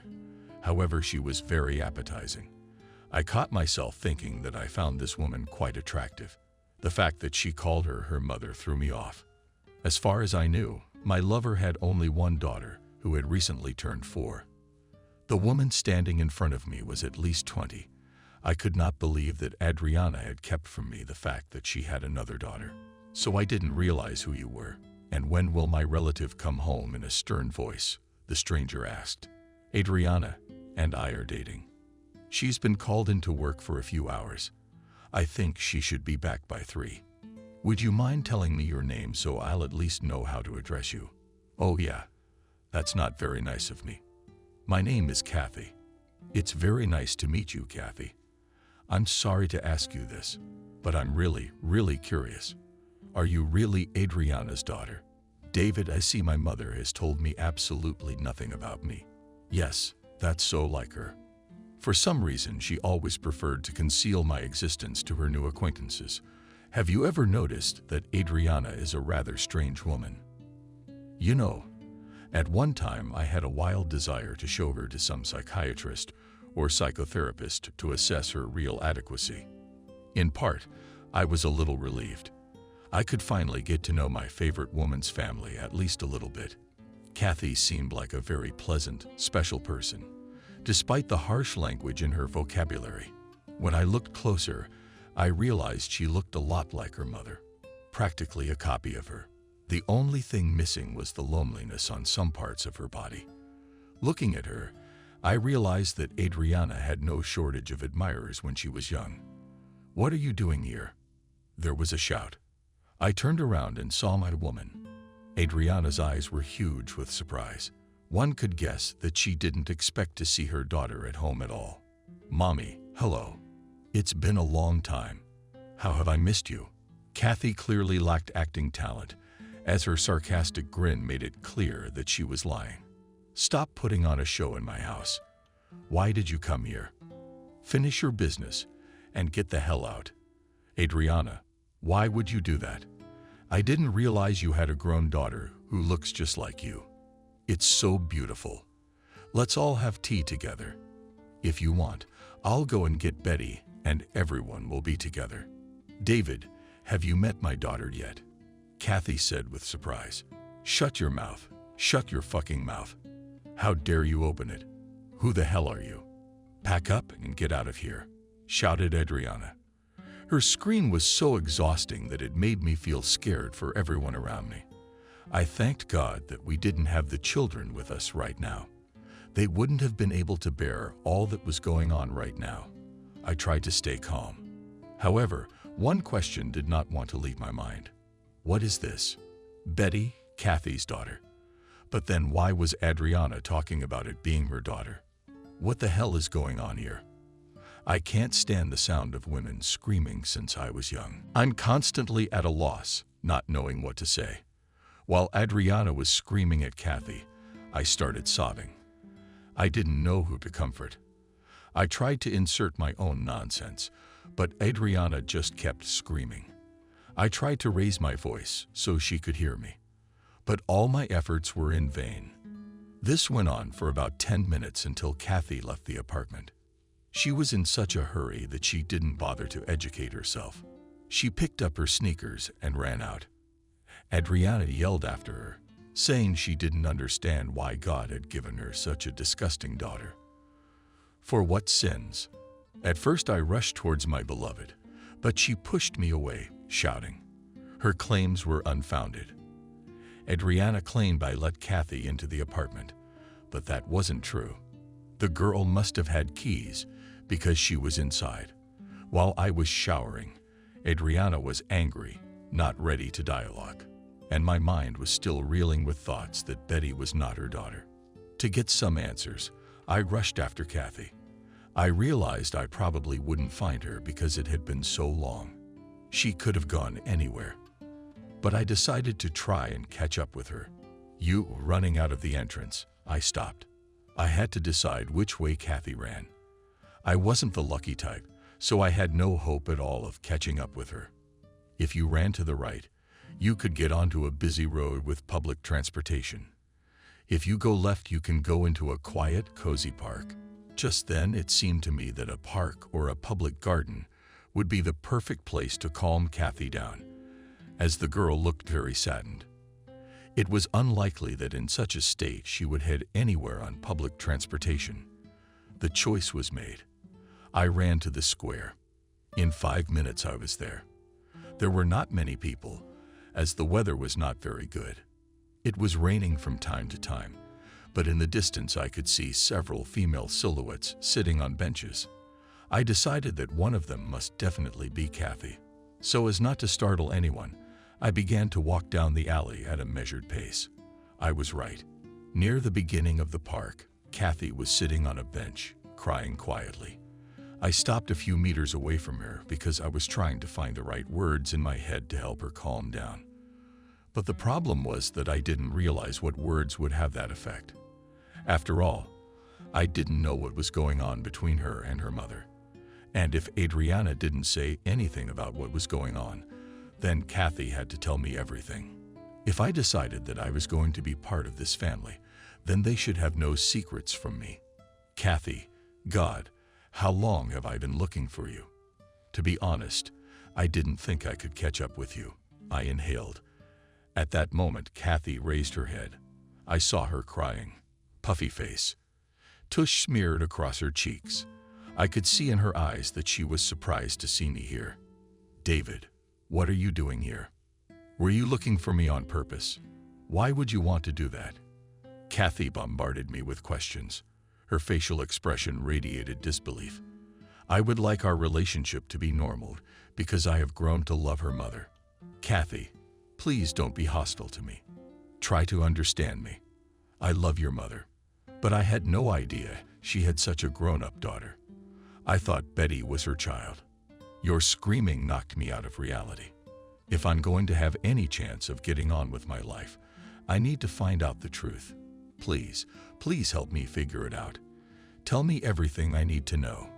Kathy looked up at me, wiped her eyes with her hands, tears welling up and partying. She was confused. Probably didn't know where to start. The truth she told me about her mother hit me like a shoe on the head. I think the girl understood my condition, so she kept silent for a long time to find the right words. David, the only thing I can tell you is that you must get away from your mother. You have no idea what kind of person she is, what she's capable of. You don't know our history. Then I'll tell you. You may not realize it, but I'm only 20 years old. Betty is actually my daughter. A person who knows the elementary rules of math later guessed that when I gave birth to her, I was only 15 years old. I got pregnant, immediately ran to tell my mom about it. I knew it wasn't meant to be, but it just happened. There was nowhere to go. Adriana yelled at me, so the neighbors probably heard it. At first, she forced me to have an abortion. I wouldn't go along with it. We fought for days. But at some point, Adriana said she agreed with my opinion, and I would give birth. I was very happy about this turn of events, as I did not expect my mom to give up so quickly. A week later, we went to the doctor. He told me that I had some malfunctions in my body that needed to be eliminated and prescribed me a medicine. When we got home, my mom said that I would not take these pills. Replace them with herbs. I had nothing against it, as folk medicine and people use for many years. For 2 days I drank these decoctions. My condition only worsened. One day I went to visit one of the relatives on my father's line, told her about my well-being and the fact that I was drinking the decoction. When the relative found out what herbs my mother was talking to me about, she started screaming and demanded that I never drink them again in my life. As it turned out, my mother was trying to induce premature labor in me. You see, David and she didn't care about my baby, and she didn't care about me either. From that day on, I never came home again. She tried to look for me, but my aunt carefully helped to hide me. When the day of delivery came, I was taken to the hospital. Here, of course, we made a mistake. This is the only place where we give birth. Naturally, my mom was already there waiting for me. Or rather, she paid the doctors to notify her. I was admitted to the labor and delivery ward. It was a difficult labor. To be honest, I don't remember much. When I woke up, I was told that my baby had died harder, and the pain I had probably never experienced in my life. I didn't know where to go. I decided I would go to my mother. After I was discharged, I went home, but no one was waiting for me there. My mom had changed all the locks on the door. She opened the door a little and told me to get out. I, on the other hand, had been persistent in my day, and so I didn't give up and try to beg off. I could see that mom was nervous. After a while, I heard a child screaming in our apartment. When I tried to ask who was crying, my mom just pushed me away. I flew into the wall, and she shut the door. To say I was stunned is like saying nothing. I had no idea that Adriana would turn out to be such a cruel woman who was willing to kill her granddaughter and hurt her daughter. As it turned out, the horror was yet to come. Kathy continued to narrate. I think my eyes grew wider and wider with each word she spoke. As it turned out, Adriana had bribed the doctors at the maternity hospital to tell them that her daughter Kathy had been admitted. And so they did. While the girl was in the throes of labor and her mother was already in the hospital, discussing with the doctors the scam they had pulled in the end. When Kathy woke up, she was told that the baby had been stillborn. In fact, the staff had forged documents in which the girl supposedly gave up her daughter. Apparently, the guardianship and custody authorities were also involved, as the girl was easily given to her birth grandmother, who eventually became her mother according to the documents. I just could not understand what motivated Adriana to such a disgusting act. At first, it even appeared that she initially wanted to kill this child, and then she took it away from her own daughter. I couldn't believe that I had fallen in love with such a disgusting person. After all, Adriana seemed to me to always be empathetic and merciful. At some point, I felt completely all the pain Kathy was feeling at the moment. I came to the girl, embraced her. She reciprocated. Immediately, she buried her nose in my chest and started sobbing again. I'll repeat it forever. There is nothing more horrible in the world than the tears of a woman. When Kathy calmed down, we talked some more time. I needed to get to know this person as well as possible to understand how to help her. All the while my phone was ringing off the hook with Adriana's calls. I didn't want to talk to her at the time, so I didn't pick up the phone. It turned out that Kathy had just started a business a year ago. She was helping women become more beautiful. In a small amount of time, she had built up a steady base of clients who signed up a month in advance to see her for manicures, pedicures, and eyelash extensions. Not so long ago, she did all these procedures alone. But now she has a small premises with offices where specialists of the highest qualification work. I began to ask Kathy if she had tried to get her daughter back. The girl told me that for the first year and a half she had been beating on all doors, telling me that she had been deceived, that she had not given up her child. However, no one believed her. The police did not want to deal with the case as they considered it unimportant. The Child Welfare Authority simply closed their doors in her face because her mother had paid them generously. I realized that I could probably help legally get Kathy her daughter Betty back. However, I began to think through all of my options. The fact of the matter is that I believe that Adriana unjustifiably deprived her daughter of her child. In fact, Kathy has done nothing wrong other than getting pregnant at 15. Kathy, please calm down. I believe you have been treated unfairly, to say the least, and I promise I'll help you if things work out. You'll be embracing your own daughter tonight. David, but how are you going to do that? It's impossible. She'll never let me see her in my life. You realize I only saw my daughter when I was peeping at them. I couldn't get any closer and I watched all the time at a distance of 5-7 meters. If Adriana noticed me, she would immediately grab Betty and run away. One day I tried to go up after her, but she started screaming, calling the police. People around me started looking at me, grabbing their kids. For some reason, everyone thought I was trying to steal the baby. I just wanted to be with my daughter, who was mine, not this grown woman who was called my mother.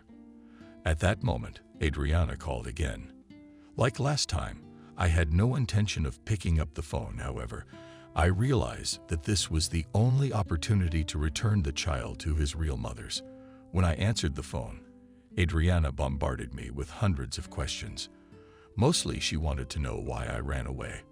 What am I doing now? Why didn't I pick up the phone? I tried to explain that everything that was happening had stirred up a storm of emotions in me that I couldn't control. In addition, I decided that she needed to feel guilty. So I mentioned that I was offended by her rash actions and secrecy. Adriana began to tell me that it was all a very complicated story. She was ashamed to admit everything. After that, the woman began to tell her version of events. Her story was that Kathy robbed a store when she was 15 and got pregnant by some criminal mastermind. She knew nothing about her pregnancy at all. She was confronted just a week before she gave birth. The whole time the investigation was going on. When Kathy gave birth, she was sentenced to 5 years. Because of that, the girl had to give up the baby, and Adriana decided to take on the burden. So what you're saying is that Kathy spent those 4 years in prison. Am I understanding this correctly? I asked her mother that question in front of Kathy.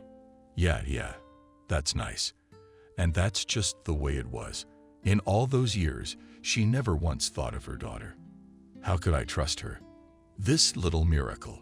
I mean, she's gonna go back downhill. Nobody goes back to normal after prison. I saw real rage on Kathy's face. She was ready to explode. I tried with all my might to show her to keep quiet. The belt couldn't be aware of the fact that it was just the two of us now. If the girl made a single sound that Adriana's ears would pick up, my plan would fail. The girl was holding on from the last of her strength. Adriana tried to make peace with me. I told her that I could only meet her if she took Betty with her. She agreed. She said that as soon as she picked up the girl from the babysitter, she would call me right back. Right after that, I started telling Kathy about the plan that had been stuck in my head. I assured her that if everything went smoothly, she would have a daughter sitting in her arms in just a few hours. The girl had nowhere to go, so she agreed with everything I told her. Half an hour later, I received a call from Adriana saying that she had picked up Betty and was now ready to meet me. I set up a meeting at the park. I was now with Kathy. For about 20 minutes, the girl and I discussed where she would be. I gave her the keys to my car, which I had moved closer to the park entrance. When Adriana called, I left Kathy and went to meet my favorite girls. Adriana had a frustrated look on her face. However, The cheerful and upbeat Betty lifted my spirits a little. The girl was happily running towards me. I was surprised by this, as she had only seen me once in her life. However, according to Adriana, the little girl kept asking about me. Of course, I was very flattered by this. As soon as Adriana came closer to me, she immediately started making excuses and telling again her whole story, which of course I did not believe. I tried to make it look like I believed every word she said and asked questions. What surprised me the most was the fact that Betty knew that Adriana was not her real mother. She knew there was some Kathy girl who had given birth to her, abandoned her, then moved far away. I can probably understand why Adriana told her everything about the baby girl, because as she gets older, she will start to realize that Adriana is old enough to be her mother. About 15 minutes later, Adriana's car key fob started beeping. The sound of an alarm was heard from afar. The woman was very frightened that someone might have hit her because she had parked in the wrong place. That was a good thing for me. To be honest, I thought we'd have a longer chat with her. However, Kathy didn't hesitate and went straight to the other entrance where her mother's car was parked to make her yell. I told Adriana that I had no problem staying with Betty for a while the woman went to the car and made sure she was okay. She thanked me and immediately darted off in the direction of the unauthorized parking lot. As soon as Adriana was out of sight, I picked Betty up in my arms and ran the other way. All along the road, I prayed to God that Kathy would make it back to my car in that short time. Surprisingly, the little girl wasn't scared. She took it all as a game, and I tried to joke with her along the way so as not to make people suspicious. Out of the park, Kathy showed up from around the corner, unlocking my car as she walked. I opened the back door, put Betty in it, and jumped behind the wheel myself.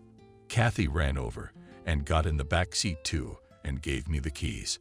I started the car and we drove off to wherever the hell we were going.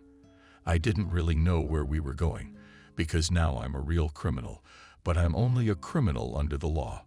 What was more important to me was the reunion between mother and daughter. All along the way, Kathy hugged Betty and sobbed so bitterly. It was as if what had happened to her 4 years ago had just recently happened to her.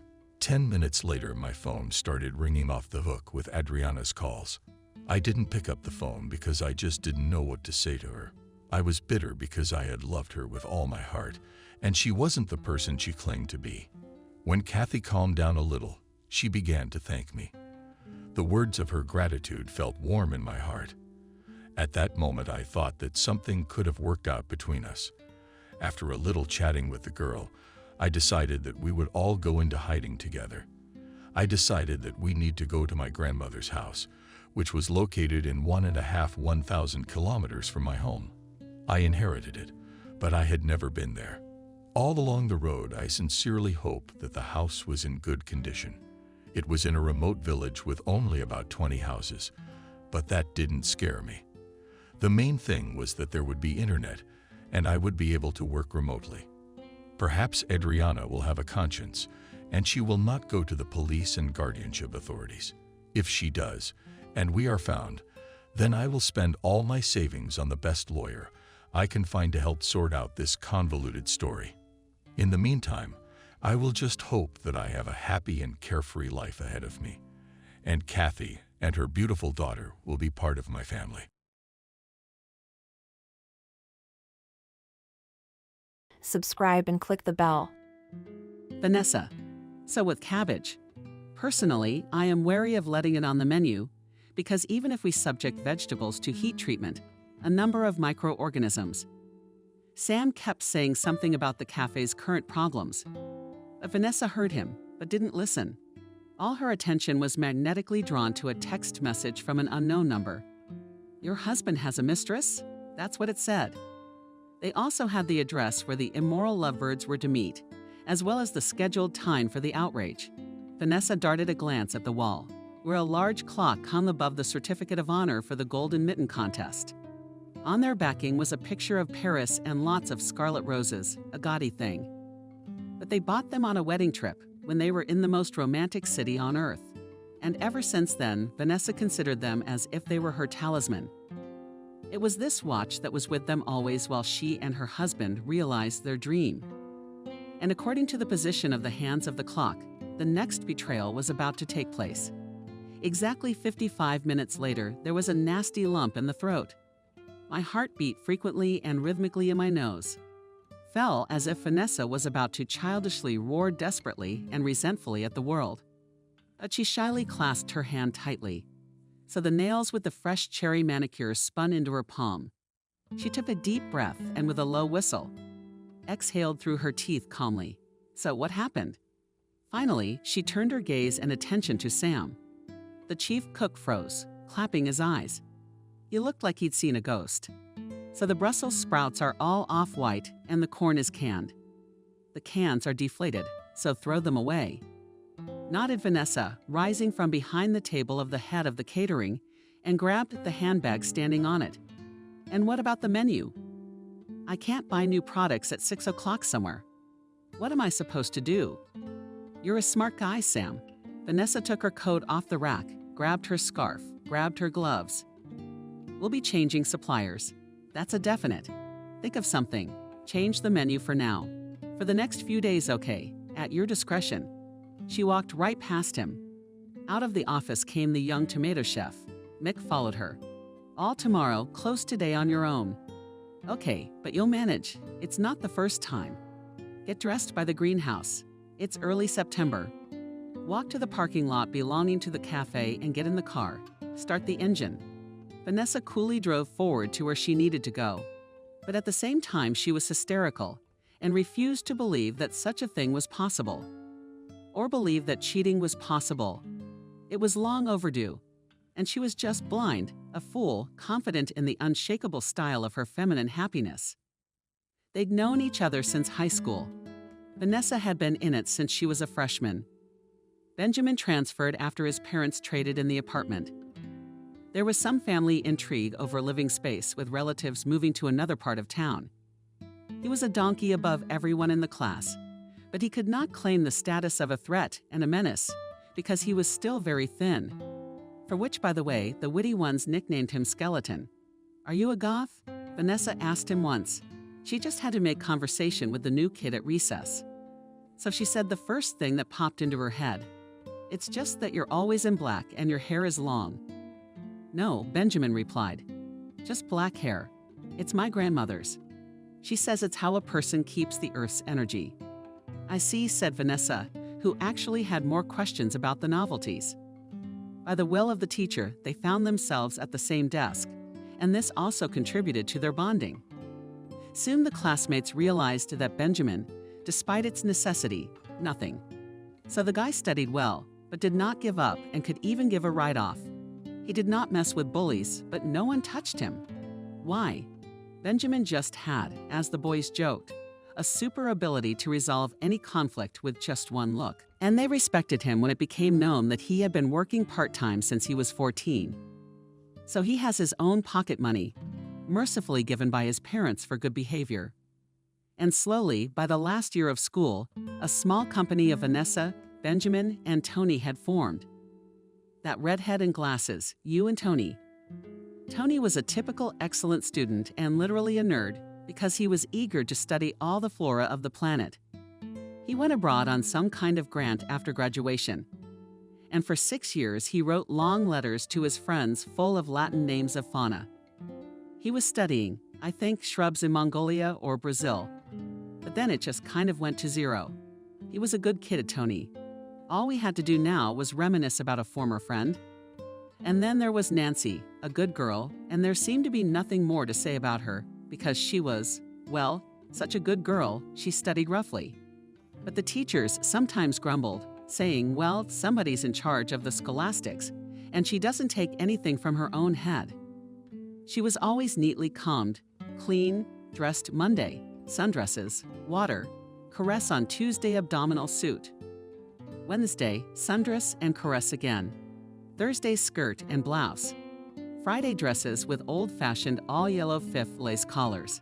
Yes, Nancy dressed for school clearly on schedule and never took compote or scones or anything sweet at all to the canteen. Sugar, the white death, she explained.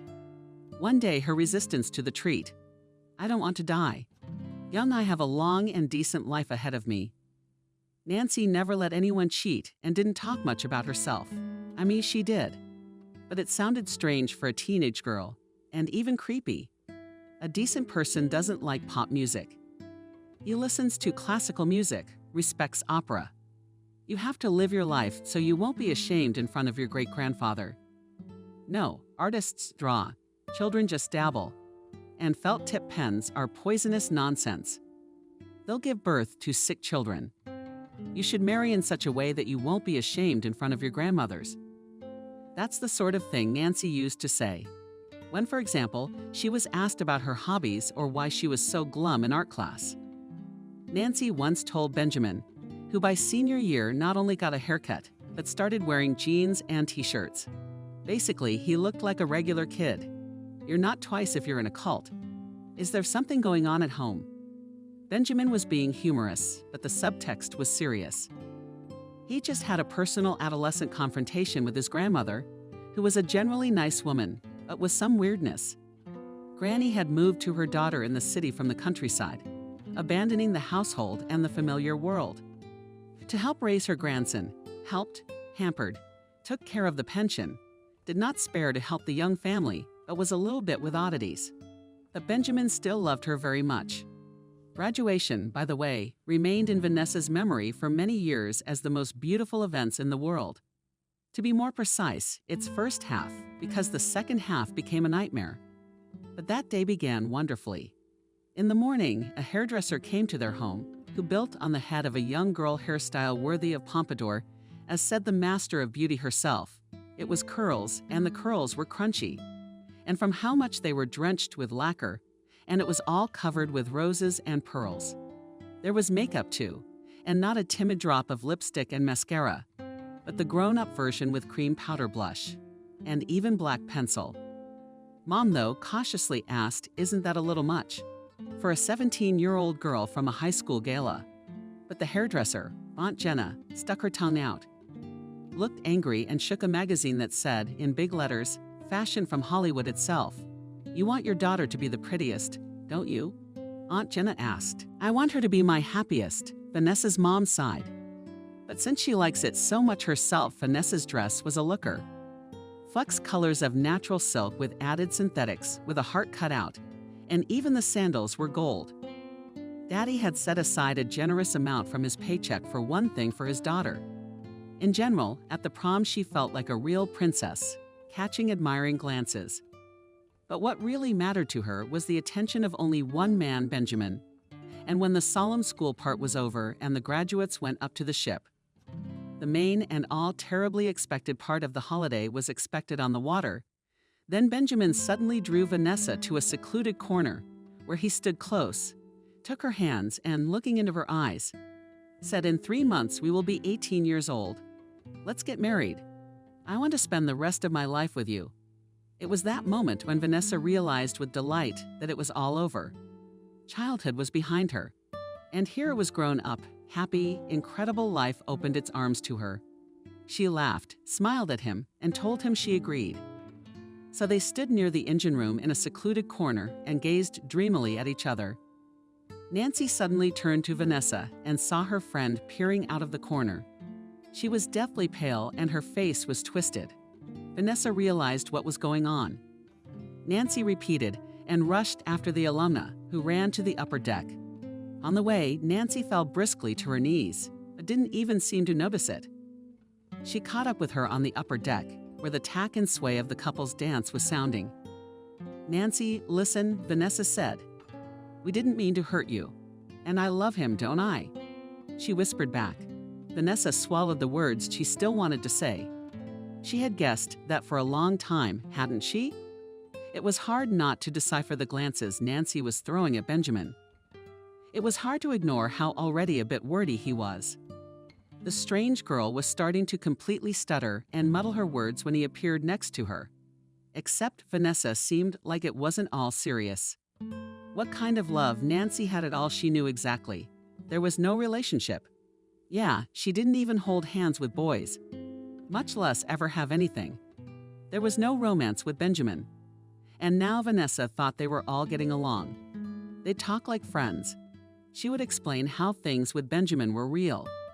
And Nancy would understand, even be happy for her. How could she not? And she'll be her maid of honor at the wedding. And Nancy will find happiness. Not with Benjamin. A senior called out to them. Don't get too close to the boards. Those fences are a little flimsy. It's not a ship at all, but a trough. He muttered and went to the table with appetizers. But neither Nancy nor Vanessa paid any attention to his words. The sun shone at 6 o'clock, hidden first behind a wood pearl of gray clouds, and then hid behind a truly freight cloud. The wind came in rough gusts. The surface of the river merged in waves. I loved him, I always have, exclaimed Nancy and clasped her hands. Listen, Vanessa. It was unpleasant that their scandal might be at the center of the general celebration. She moved closer to Nancy, wanted to take her somewhere where she could talk without strangers. You've got it all wrong. Benjamin and I are serious. Nancy, let's have a quiet, calm conversation. Nancy, okay. Who would ever think that you and Benjamin could have anything? Because I'm not as pretty and smart and straight a student as you. The girl snapped, her face creased ugly. She ran her hand over her face, smearing her lipstick. Yes, this day Nancy changed her habits and painted her lips a piercing scarlet color. I hate you, shouted out, and she stepping back, clutching her back to the side of the ship. Traitor, I thought we were friends. The other students were starting to look back at them already. Nancy stopped the hysterics, snapped back at Vanessa. You and Benjamin have never even been on a date. What makes you think he has? Vanessa didn't have time to finish, because suddenly there was a prolonged scraping of metal. Everything happened so fast that no one had time to do anything. All that was left was to watch in horror. Here Nancy staggered leaning backward again. Ridiculously, she waved her arms. And the next instant, the segments of the fence, the deck of the ship simply broke off and flew down into the dark waves of the river, on which the early summer storm was already playing fiercely, and Nancy flew after it with a desperate shriek. Naturally, there was a commotion. Someone threw a life preserver overboard. The captain came running. People were screaming and pointing their fingers in the water. It was a terrible accident. And coincidentally, it didn't end well. And yet it didn't end as nightmarishly as it could have. The thing was that the ship was just passing by a shoal, on which the volume of the shoal was a few Nancy downstream, exactly in my typical doll literally nailed her shoal. But it so happened that the girl was just dragged through a sunken tree, and there was still some junk iron. Sharp rocks. Anyway, Nancy survived, but by the time she was rescued, she was badly injured. Word got out to last night's graduates. Slipped into a coma, and the ugliness on her face and body. Fractures open, scars that would last a lifetime. Vanessa was in shock. She felt so guilty. After all, if it hadn't been for their fight, Nancy would certainly have been more careful and not fallen overboard, but she hadn't had the chance to say anything to her friend. To apologize to her because Nancy's parents, as soon as their daughter's condition allowed it, had taken her away and moved to another town. Why? Well, I guess that's what they decided for some reason. Yeah, it was all just awful. But Vanessa did not have a chance to swim long in the consequences of what had happened, because life went on after all. Vanessa, it was time to take care of her future. And it wasn't easy. The thing was that her family wanted her daughter to become a lawyer. Vanessa had nothing against law, but her soul lay to something else. She wanted to be a chef. It so happened that since childhood she loved to cook, her mother and grandmother and great-grandmother. And in general, the whole female part of the family admired and praised. After all, rarely a girl of 12 years can cook a full lunch or dinner for the whole family, and even herself tears constantly let, say, to the stove. But then, in general, admiration diminished when they realized that Vanessa decided to connect her fate with it. How so? How so, dear, serious practice? Prospects may even have their own law practice, but Vanessa was lucky with her folks. They grumbled, lamented the unfulfilled great hopes, but supported in the gastronomic dream. And Nancy enrolled as a chef, not in a technical school, but in a university. Her family paid for her studies and supported her in every possible way. Relations with Benjamin meanwhile developed smoothly, harmoniously, exactly according to the romantic scenario prescribed in advance. They met afterwards after the university, moved in together, so to speak, to live together. But it was clear to everyone that it was going to be a wedding. And the wedding was played, as it should be, with a white dress, doves, cake, shouts of bitterness, and a wedding trip to Paris for a week. Benjamin, by the way, decided to become a lawyer, and this partly consoled the family of his wife, who decided that okay, although take and manage to realize partly collective ambitions and dreams. Vanessa more than once said friends and colleagues that she is simply happy. Life goes on quietly, prosperously. There is income. The mortgage was taken and paid off ahead of schedule. But it seemed to Vanessa that she would give up everything in the world if her life came to her. The main thing that was missing to make her really happy, and the thing was that she could not get pregnant. Doctors' examinations, expensive clinics, and even attempts to eco. And then trips to remote villages to heal her Baucus, it was all useless. It was almost physical. It was painful to see off moms with strollers with an envious look in the street. How many times Vanessa had a dream. She is Perky in the arms of babies on 6 blankets, and he is her greatest treasure in the whole world. And then the merciless awakening hit, and she was flooding her pillow with tears. Benjamin, too, was crushed. Without the density of their marriage. And what's most frustrating is that the doctors said it was as if both couples were healthy, but it wasn't working. You see, human biology, his nature is a unique thing. Divorced one old man, a professor, to whom they went to counseling. Modern science believes that sometimes strong and full man and woman are not able to have children because of, so to speak, individual genetic incompatibility. And so when everything was tested, when everything became clear, Benjamin and Vanessa found themselves faced with a choice. What to do next?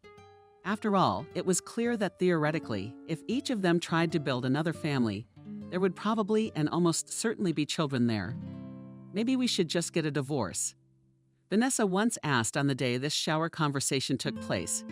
They were celebrating their 9th wedding anniversary. We could stay friends. She turned to her husband and shared any other words. That's how he looked at her. Don't ever talk about divorce again, he said. You love me and I love you. Since there are no children, it's fate. But we are married and only death will separate us. Remember, and they never talked about divorce again. And what of relatives and friends, even the closest ones, except mom and dad and those people who could be trusted? Anyway, they were the only ones who knew the whole truth. The rest of us thought it was just each spouse being infertile. On their 15th wedding anniversary, Benjamin, when all the guests had left, gave his wife another gift. "What's this?" she asked. When she opened the gift paper rustling in the night, she found a puffy folder with some documents. "Something you've been dreaming of for so long," smiled her husband. "I thought it was time for us to take a decisive step and change everything in our lives." Vanessa, raising an eyebrow in surprise, opened the folder and aghast almost dropped it. Because there were estimates and all other documentation related to the opening of their own cafe. Yes, a long time ago, back on their wedding trip, they had talked about it, but jokingly. So one day they said they'd open their own place. "I've inquired," Benjamin added. "We've been pre-approved for a loan to open a business. I've already looked at the premises. My favorite, I found out everything." He concluded shocked. "We'll pull the wife into our arms, we can handle it. What do you say?" Vanessa then cried long and loud. She was crying, she was barely able to cry, she was hiccuping with tears. But they were tears of joy. She'd been dreaming for so long. Yes, she kept putting it off. And her husband, her favorite man, took it and did it. Took all the decisive steps, and now it remained only to agree to risk everything with him for the sake of their common dream. Relatives and friends perceived the business project of the spouses ambiguously. Some praised, saying, "Keep it up. Go ahead. You'll become millionaires." Some of them twisted their fingers at the temple. After all, they decided to take a loan against the security of the apartment. And it was also required, by the way, to leave a stable job and go into open water. when it is known how many novice businessmen are soon disappointed in their ideas and remain, as they say, without pants. But Benjamin and Vanessa did not listen to anyone. They were stubbornly determined and boldly acted. They decided that they would not open either a flashy restaurant or a refined coffee shop, where people come for authors' drinks. They decided that they wanted to open an institution with homemade, tasty, simple, and inexpensive cuisine, which, however, would not be a banal canteen, but an institution with its own zest. And how many difficulties came to light when you went from plans to reality? Sleepless nights risking losing your business and your apartment. Trying to guess which dishes people would like. One time they even had strange wigs and leather jackets stop by. Honestly, it was like a time machine from the 90s. There was something more about the roof. But Benjamin threatened them. That he's a lawyer, he's got big connections, and he's going to show them how to play the mafia. And those weird-looking checks never showed up again. And then, after a few years that seemed to fly by like a day, the couple realized they'd made it. They have their own cafe canteen, which has firmly established itself in the city's catering market and has its own clientele. Benjamin and Vanessa, although there was at some point such an opportunity, decided not to expand. Of course, opening new cafes of their own chain would have increased their income, but it would have forced them to attract outsiders to the top of the business. This would not have allowed to keep such a close eye on everything, to participate in all spheres of life of their brainchild. So they left it the way it was, and everything was fine. The family business was doing well. It would seem that what else is needed? But Vanessa had already accepted the fact that they wouldn't have children. All right, let it be. So it was indeed fate. But lately, in the last year, she suddenly began to notice how they were drifting apart. No, there were no fights, no scandals.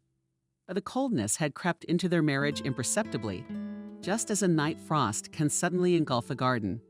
Although the day before had been the most similar, but Vanessa had shrugged it off for the time being. Come to think of it, less socializing, not kissing in the morning, and not talking as often as before. I love you. After all, they're not young people anymore. They've been married for years. It's only natural. And then the stresses of business, when you barely have time to eat and take sleeping pills to sleep a wink. It's also a reason not to drown in the body, a sneeze of tenderness. With the other half, it was only that stupid contest, for which Benjamin obviously did not apply from a great mind, and Vanessa still did not find time to take it off.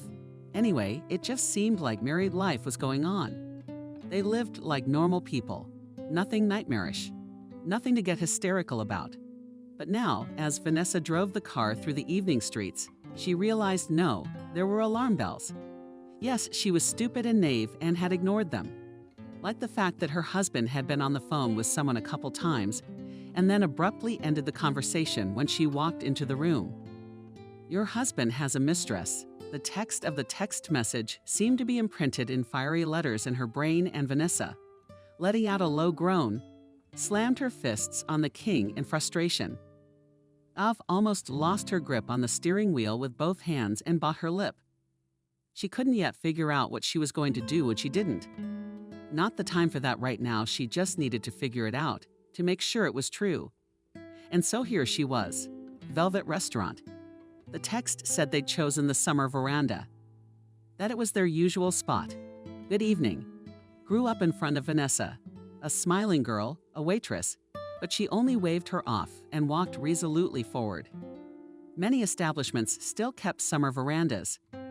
This one offered guests cozy plaid plaids and used tiny lamps imitating antique lanterns as lighting on the tables. Vanessa noted with a professional eye the well-chosen palette of the interior and the unobtrusive music playing in the background. She walked forward without feeling her feet. There was the familiar back of her head in front of her sitting in a chair, and a woman sitting next to her. She spotted her before Benjamin did and turned around. Vanessa stopped abruptly, as if she had hit an invisible barrier. Her eyes darkened. She exhaled 3 breaths, recognizing her rival. "Oh, Sam, I thought you were stuck in there until morning." Kate winked at the guy and boldly but innocently took him under her arm in a friendly manner. "Just had to check things out well. There are all sorts of things that happen," Sam said, squinting at his companion with embarrassment. Kate was 8 years younger than him. Barely 18 was this red-headed doll who must be out of her petite nether regions. She barely reached the top of his shoulder. She also reminded him of Kate because of her playful directness. Kate had been working as a waitress at Caesars for 3 months now. She'd gotten the job in a very unusual way. She just came in and said she wanted to work there. Although, by the way, in the ad clearly said that you need a person with experience, ready for intensive loads. Running around on your feet all day with heavy trays, that's no joke.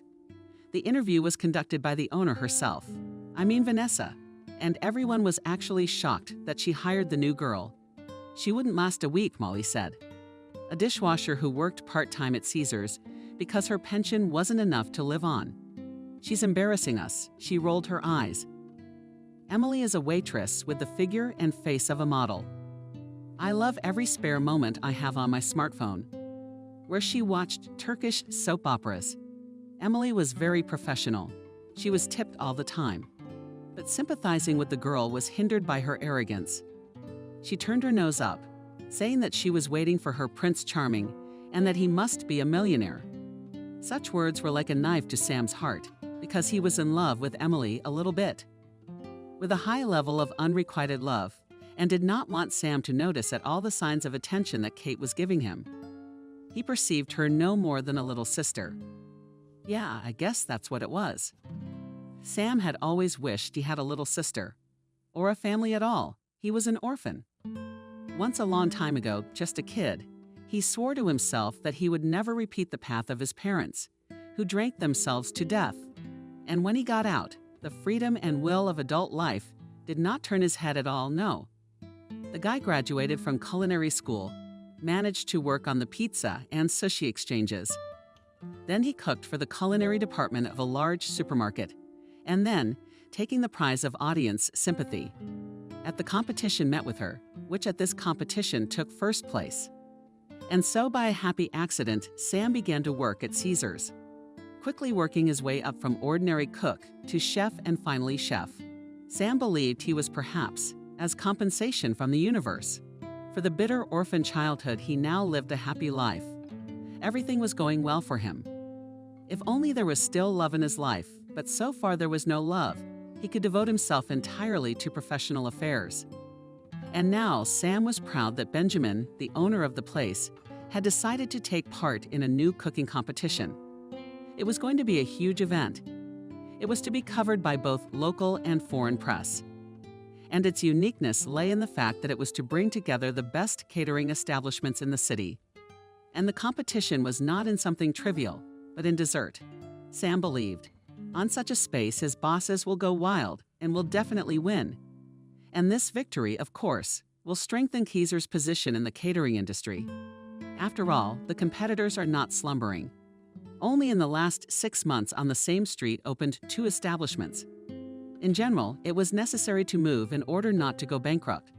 And the more offensive was Sam, when he learned that she, it turns out, considers the idea of the competition is a complete nonsense, and even scolded her husband for this. What does Caesars have to do with an institution with average and even modest cynic, where they serve unpretentious dishes, and a contest for professional pastry chefs, for elite class establishments? What we're going to impress everyone with in a high-pitched tone. So everyone heard. Did Vanessa Zatia with apple pie or girlfriends, or maybe with seasonal berries? We're just gonna get laughed at. Sam, aren't you listening to me? He was pulled out of his musings. Katya's offended tone and a palpable nudge of her small elbow in the ribs. Excuse me. Pensive. Sam coughed. Nervously, the rain began to fall, and he opened his umbrella over them. Kate was a terrible stretch, and despite the wet weather forecast, the umbrella was not with him. I asked, seriously repeated Kate, and her voice trembled strangely. Maybe we can go somewhere this weekend to the movies. Can there be a new movie like this movie? And let's absent-mindedly answered Sam. About what a movie about love with a huff, replied Kate, and so shot his blue eyes at him, thinking that Sam understood, and he got caught. Trapped himself, but he blanched. He couldn't just say, like a fool, that he'd remembered something important for the weekend. He called himself a dick. And then, as they say, Sam sighed well. What movie theater are we going to? After all, he thought, it's only a movie, not a date. So he will not owe anything to the picture. But from now on, he'd have to keep his ear to the ground with this duck. Looks like it's not such a kitten. Kate never worked a day in her young life before coming to Caesars. Why would she? If her mom provides everything she wants, if she's spoiled like a princess. But there was a downside to that. Rigid, strict control. The only thing she needed to complete the picture was a flood collar. Kate grew up without a father. No, there was one, of course, but he wasn't talked about in their family. Her mom used to tell the little girl when she asked if he was dead. But then, when she was 14, she learned the truth. Her mother had given birth to her from a donor, flown overseas, and there in the clinic everything happened. Simply because Nancy wanted a child so badly. But she didn't want to get married and have relationships with men. That she strictly forbade herself, and Kate realized very early on why. It was because Nancy had a big problem with her appearance. Her face from her left temple to her chin was crisscrossed with bumps and crooked scars on her neck and shoulders, as if red reformed flowers were blooming. The doctors said that for some reason, perhaps due to a hormonal disruption, the body was unable to fully repair the areas damaged in the accident. The skin was formed with thick pigment flecks. For this reason, Nancy never wore anything revealing. And if she had to leave the house, she stood in front of the mirror for long periods of time applying makeup. But it didn't hide the scars of her uneven face. Already at the age of 10, Kate knew grandparents in general native moms. They spent a lot to make her beautiful again. But the peculiarities of the body, its reaction to Lisa, they did not allow Nancy to fully visit plastic surgeons. After all, to somehow improve her appearance required surgery. And so at the family council, they decided that health was more important. And Nancy herself began to treat her peculiarities already philosophically. However, when Kate was little, she was still very offended that other children had fathers and she did not. "Mommy, you are my most beautiful," often said a simple-minded girl. "You should all love you? Let's find me a daddy. And you a husband." Sometimes Nancy would laugh at this. But more often she got very angry and told me not to talk nonsense. Later, in adolescence, when Kate was already beginning to realize herself as a person, she realized the whole nightmare her mother was living in. So, in principle, Kate allowed for the idea that even with physical disabilities, it was possible to love a person. But she also realized that the likelihood that her mother would meet such a spiritually rich man, for whom appearance is not the main thing, is extremely small. As for the mother-daughter relationship in general, it was good, but complicated. The fact was that Nancy firmly knew what was good for her daughter, and Kate thought it was completely stubborn teenage stubbornness that she knew better. The final straw that created the storm was her mother's words, which sounded like an order.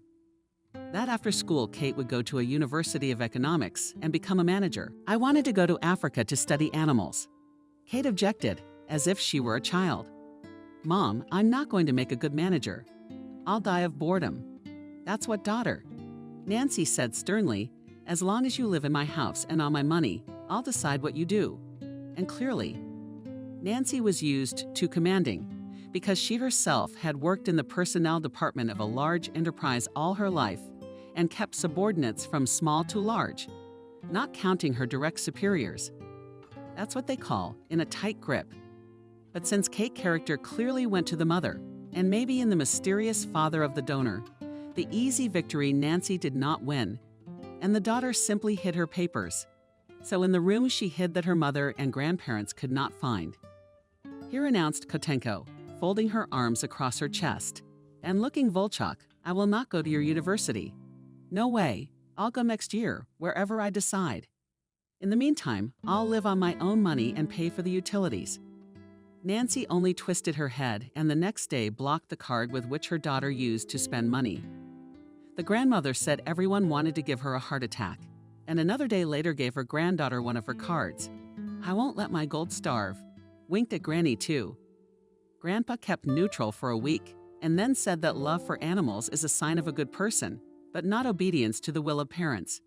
It's a sign of a rotten soul. So you have to look at it. what you're gonna make of yourself, he said. But if you don't fool around and seriously stick to your goal, I'll support you. And with such peripecias, a fake kitten found herself in the place of a waitress at Caesar's. The job, by the way, was harder than she imagined. But Kate, though Mykola, in the evenings was not going to quit. You repeated, Vanessa, enchanted, and was horrified, looking at the one she thought had disappeared from her life forever. Hi, said Nancy. It's been a while. She grinned. Do you want coffee? What? But how could you? Raised her voice to Vanessa.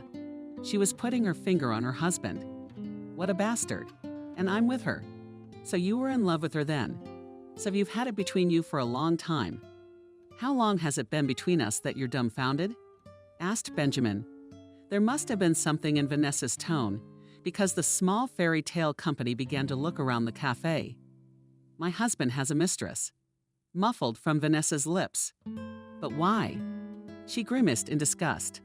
Although it seemed obvious, a pang of disbelief glanced at the couple in front of her. Favorite. Benjamin, rising, took a step towards Vanessa. There is nothing between us. Vanessa's lips trembled at the traitorous tentacles in her nose. You expect me to believe you. Hang in there, man. An inebriated voice came from a neighboring table. Behind him, some guy was sitting with a girl in a short dress. Until the last one. Then they might believe it. Veja, are you crazy? His companion risked pulling his arm. Stop it, I'm ashamed of you. And you lied to me yourself. Eh? Vanessa didn't care that their conflict seemed to have worked like the first fallen domino knuckle, dragging someone around in a similar showdown. You can trust him, Nancy said. We're just dating. Ah, that's how Vanessa deftly turned away from her husband and slapped his outstretched hand. That's interesting. How so? Does that mean we're friends, and where do friendships take place in the bunkhouse? Should we call security? Whispered one waitress to another. What if they start trashing the place?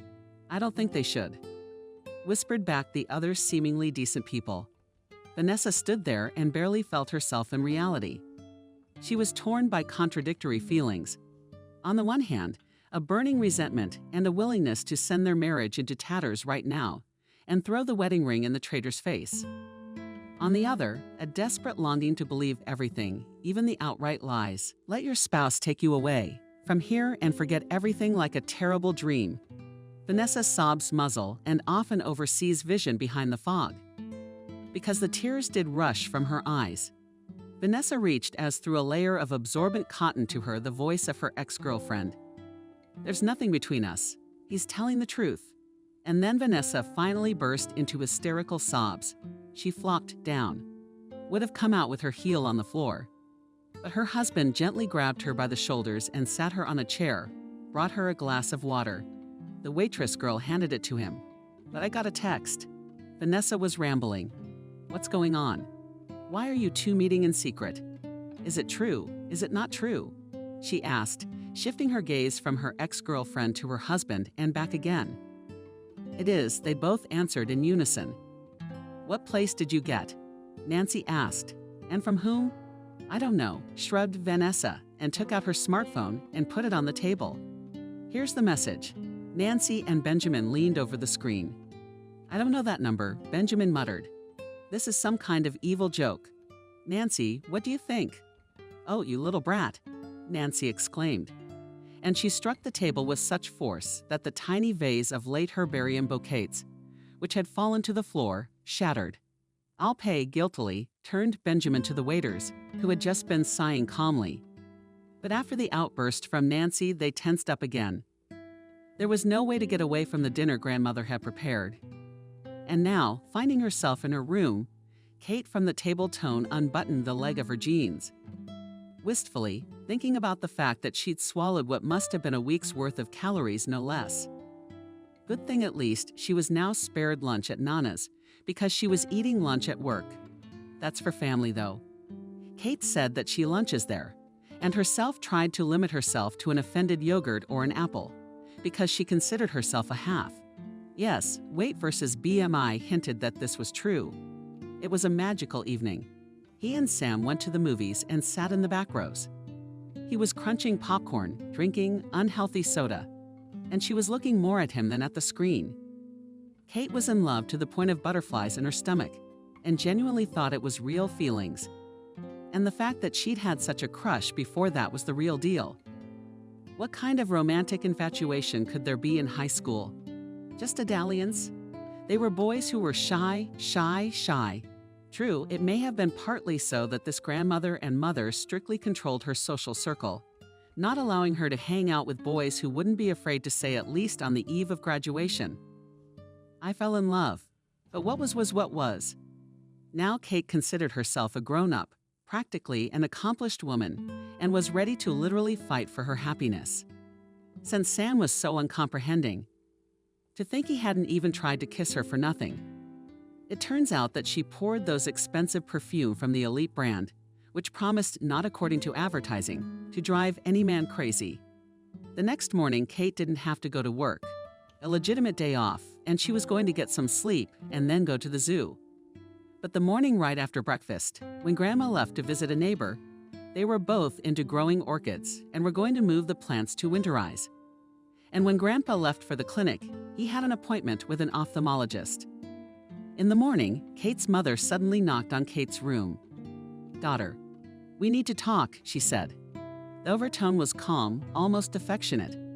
But Kate had a feeling as if an unknown animal had slid across her back like a clean paw. It was a bad feeling. And then Kate walked into the hall and saw the look on her mother's face. Oh, she knew what was coming. "Daughter, how do you explain this?" asked Nancy and pointed at the smartphone and the texts Vanessa had sent her the day before. Kotia stretched out in a string. She folded her arms across her chest and pressed her lips together. What did she have to say about it? "Because I want to protect you," the girl blurted out, and then, unable to stand the fact that her head was spinning like tornadoes, a field tornado ripping through her head. "Because I can't watch you ruin yourself." "Did you call Benjamin?" asked Sam, standing in the supervisor's office. "I asked for no middle name, but it was Benjamin. Because I feel too solid, you know." "I understand, Benjamin." "Sorry, I won't do it again, round my eyes, Sam." And all I had to do was grin at him. What a weirdo, huh? He's not a small man, and he's not a teenager, but he acts like a kid, honestly. But actually, Benjamin Sam sympathized. It was weird. But sometimes he caught himself thinking that if he ever had a son, he would want him to be like Sam. Probably just as smart, good-natured, hardworking, talented. Yeah, it's an unfair world. Some bastards, alcoholics, throw their own child at the mercy of fate. And people who dream of children can't give birth to them. I'm talking about the pastry contest. Benjamin, thoughtfully tapping his pen on the table. I think Vanessa is right. She is a good cook, but not a pastry chef, and has never been good at desserts. Therefore, her candidacy to participate is canceled. I mean, that's what Sam said disappointedly. So Keezer's out. It was such a brilliant chance. There is a chance, Benjamin grinned. And Teaser is in. You're just going to the contest. You what? I'm rounding my eyes, Sam. But Benjamin, I mean, it's impossible. The guy's got his hands up in the air. Why? Now Benjamin looked stern. You have a lot of experience. Not a bad education. There's experience in competitions. But there will be people like that out there, Sam objected. There's a chef from Adele's restaurant. He's in Michelin restaurants. Used to work in New York and London. And the coffee shop, they also have their own pastry shops all over the city, such people. The guy took a step back, like he was about to be dragged off to the pageant right now. Benjamin, don't. You're a smart guy, Sam sighed, co-owner Caesar. And remember, when you first became chef, you suggested introducing tiramisu, glossy cakes, and a chocolate fountain to the menu. We, of course, said no. After all, our profile is the most common home-cooked food, and not something you can't make at home. But we'd have to complicate the kitchen, and the price tag would be high. We have to stay the course. We're like a good canteen in terms of prices and assortment, but like a cafe in terms of service and atmosphere. But now, Sam, this is your chance. And you're a man who's accomplished so much, aren't you? Will you let him in? There was silence in the office for a few minutes. Everyone was thinking about something else. And then Sam looked up, clear-eyed. He had made his decision. Okay, Benjamin, just Benjamin. Okay, I agree, I'll do my best. But if I win, he added with a cheerful smile, we'll discuss again what we can include in our menu. Deal. Deal, Benjamin smiled back at him. Kate didn't realize that her mother was ruining herself right away, and even at first, she was happy about it. And how could she not be happy that her mother, who was already over 40, suddenly decided that she was still a woman who did not want to spend her life without love? Which meant she needed to find a man to be her soulmate. Nancy suddenly decided that her physical imperfections were no reason to give up her personal happiness. Kate was thrilled, but it wasn't that simple. At first, Nancy tried to find a suitable candidate for future husband among her entourage, friends, buddies, and colleagues. There wasn't much choice, but one man reciprocated. His name was Nick, and at first glance, he seemed quite decent. His home does not drink, divorced. But that's just the little things in life. Anything can happen. But then suddenly Nick borrowed money from Nancy. Then he borrowed again. She upgraded his car and bought him a huge plasma TV. Then Nick said he wanted to start his own business, and therefore needed more money. I may be a historian, said Kate's grandfather, but I'm not out of my mind yet to fall for his lies. I mean, it's a common Alfonso.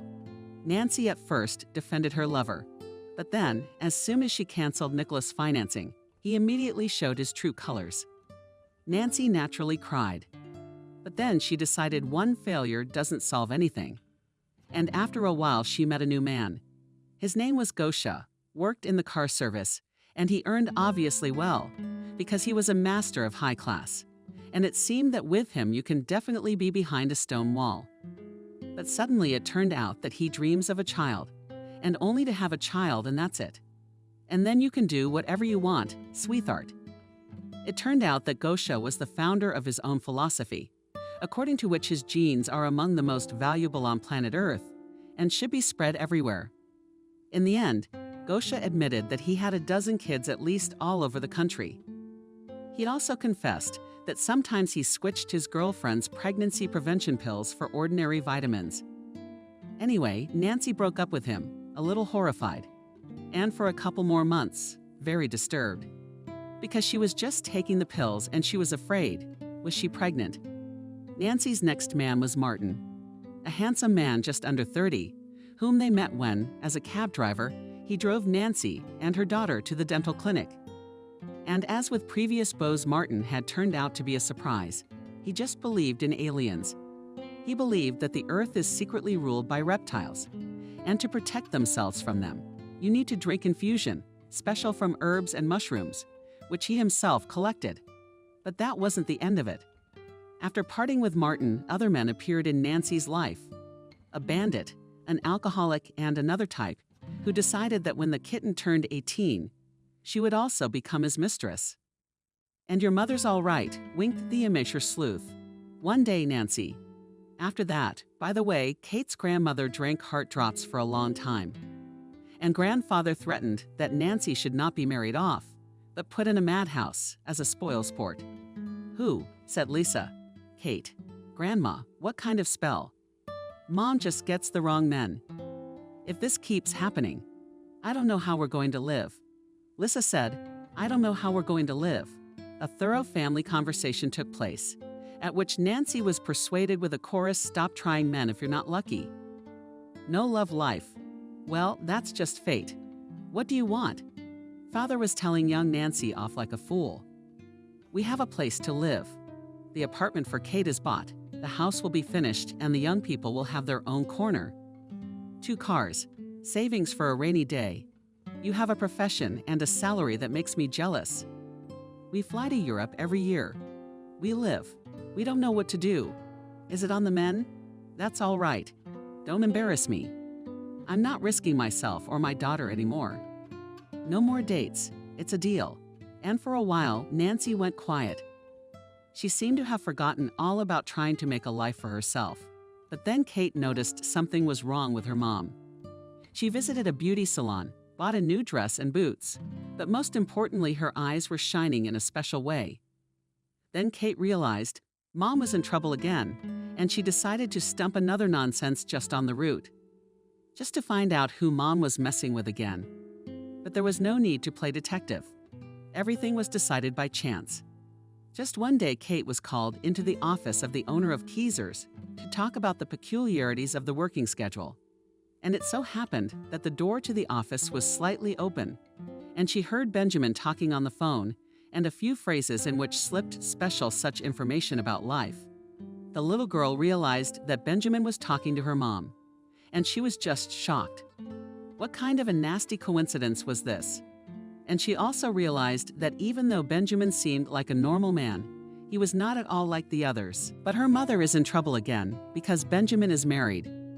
Vanessa made a very good impression on Kate, and the girl decided that she had to act, so she sent her a message from her second phone number, which was unknown at work. All her fears and worries accumulated in her heart. Kate spilled out in a stream of emotional speech, overdriven by tears gesticulation, such that almost knocked off the nightstand collection of grandmother's porcelain shepherdess. And finally, Kate fell silent. The girl was breathing hard, as if she'd run 100 meters. "I've said everything," she finished in a colorless voice. Nancy's daughter was shocked by what she heard.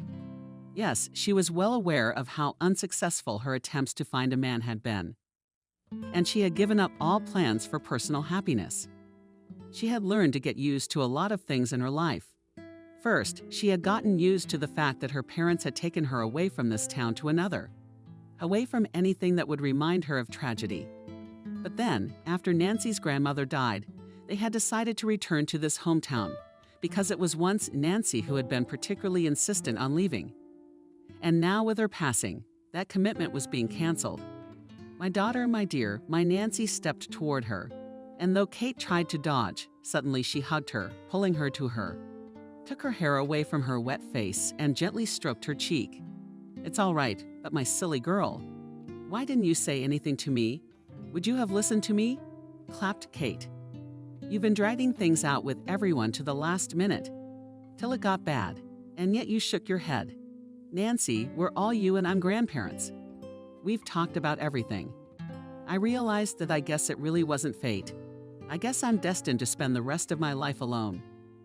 But honey, you've got it all wrong, Benjamin.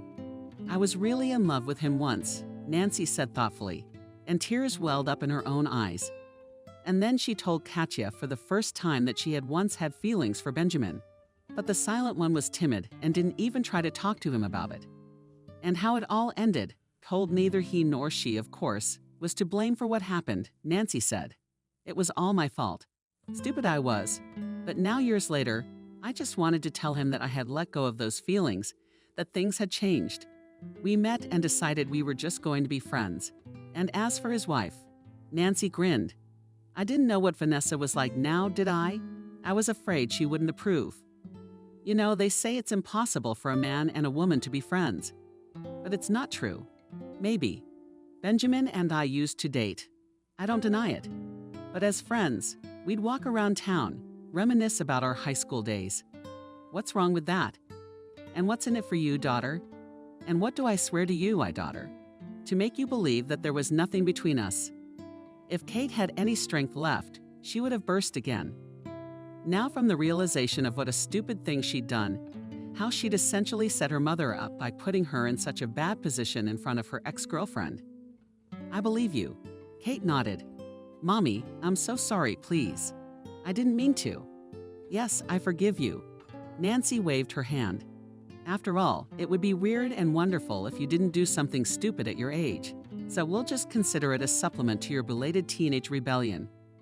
By the way, there's my life as a job." "All right," Kate smiled through her nose. "It's all good. There's a contest coming up. But it's unlikely we'll win. The competitors are just dragons. And then there's this guy. I like him." She lowered her eyes. "Come on," Mom beckoned her. "Sit down and tell me about it. Let's go to the kitchen. I think Grandma's famous berry pie is still there. We'll talk over tea." That day, Vanessa went to work like a hard labor. The mood was a nightmare. Not only did her parents again read tedious lectures about the fact that she should go to university and not work as a waitress, but the guy she met on the dating site turned out to be not the youngest businessman with a startup worth $1 million, but an ordinary guy who immediately admitted that he put his photo on the shots with expensive cars and resorts in Dubai in order to attract girls. You know the saying, he said, taking Emily to a cheap diner that served donuts and didn't even have decent coffee, just the simplest of instant packets. You meet people by their clothes. I don't know, Emily replied, squeamishly setting aside the greasy donut. What do you think? Who's gonna go out with you after that? Why not? He shrugged. I'm a regular, normal guy. I'm not an oligarch. I work in a factory. I live with my mother and grandmother. We have an apartment in a nice neighborhood. There's greenery all around, and in the winter we make snow towns in the yard. But why do you do it? Emily asked stubbornly. She was just curious. Yes, Nick shrugged again. The girls today are you know what kind of girls, but their demands are high. What to do? Well, I figured I'm a normal guy. I want to date someone like you. Beautiful, smart. Don't think I'm gonna spend my life just working in a factory. I mean, I'll be a foreman later on, like my father was. You're a fool. Emily laughed, and, having risen, has dropped on a plastic table a handful of change. I can pay for the treats myself. Yes, wait, Nick tried to grab her by the arm, but the girl shuffled aside her nose. Yeah, but you wouldn't give a normal guy a chance. If I was rich, I'd stay. Is a tight wallet all that matters to you? And she's so beautiful. I thought you had an inner beauty too. Yeah, but I poked you, Emily, and I got out of your coffee. And so it was time to go to the hated job again. And Vanessa was 20 years old, and she realized that she would be like that without education. She would be a saleswoman or a waitress. But Emily was not going to go to university to lose her young years there, so that then she could sit on low wages for years while others would live beautifully. However, here's Caesar. She was only earning seniority and experience. And then she was going to luxury restaurants to get a job where the crowd is more decent. And she'd definitely be able to pick up a wealthy man. Although just last night she had an idea. And what is she waiting for when she already has a wealthy man, that is, the co-owner of Skeezers? Emily had had a good time studying him. He seemed to be a gentleman, which meant one that would be easy to spin. As for his wife, Emily could see perfectly well that Vanessa, despite her substantial income, looked like a shepherdess. Her hair has gray hair, her makeup the most inept. He is her even old man, the figure with age has floated, that is called. If she had that kind of money, Emily would definitely walk like a queen and in the fall would go not on the shuttle bus, but in a private car with a driver and not in a jacket. Simple went from which the figure as a barrel and in a fur coat mink or even lynx. So Emily decided, why not? She is young, beautiful, fresh, and knows how to behave with men. Benjamin, who is accustomed to his spouse a woman's pleasant dish, will definitely not resist. The main organizer of the contest for restaurants and cafes of the city was the restaurant White Swan. Many funds were spent on the preparation. And now the kitchen was ready to receive the participants. Everyone was going to allocate their workplace. The very presentation, dessert from the contestants, as well as their tasting by the jury were to take place in the main and most spacious banquet hall of the restaurant. And of course, the cream of society was invited to this event. Sam was shaking nervously at the mere thought of participating in all this, and he wondered 100 times a day whether it would be better to give it all up. But the boss's promise had already been made, and Sam's name was on the list of competing chefs representing their establishments. So the fact of the matter was that all we had to do was accept it. But that didn't stop me from being nervous. Benjamin, excuse me, are you busy? Emily slipped into the office. This day, Keezers was closed to the public for the reason that there were workers working in the hall.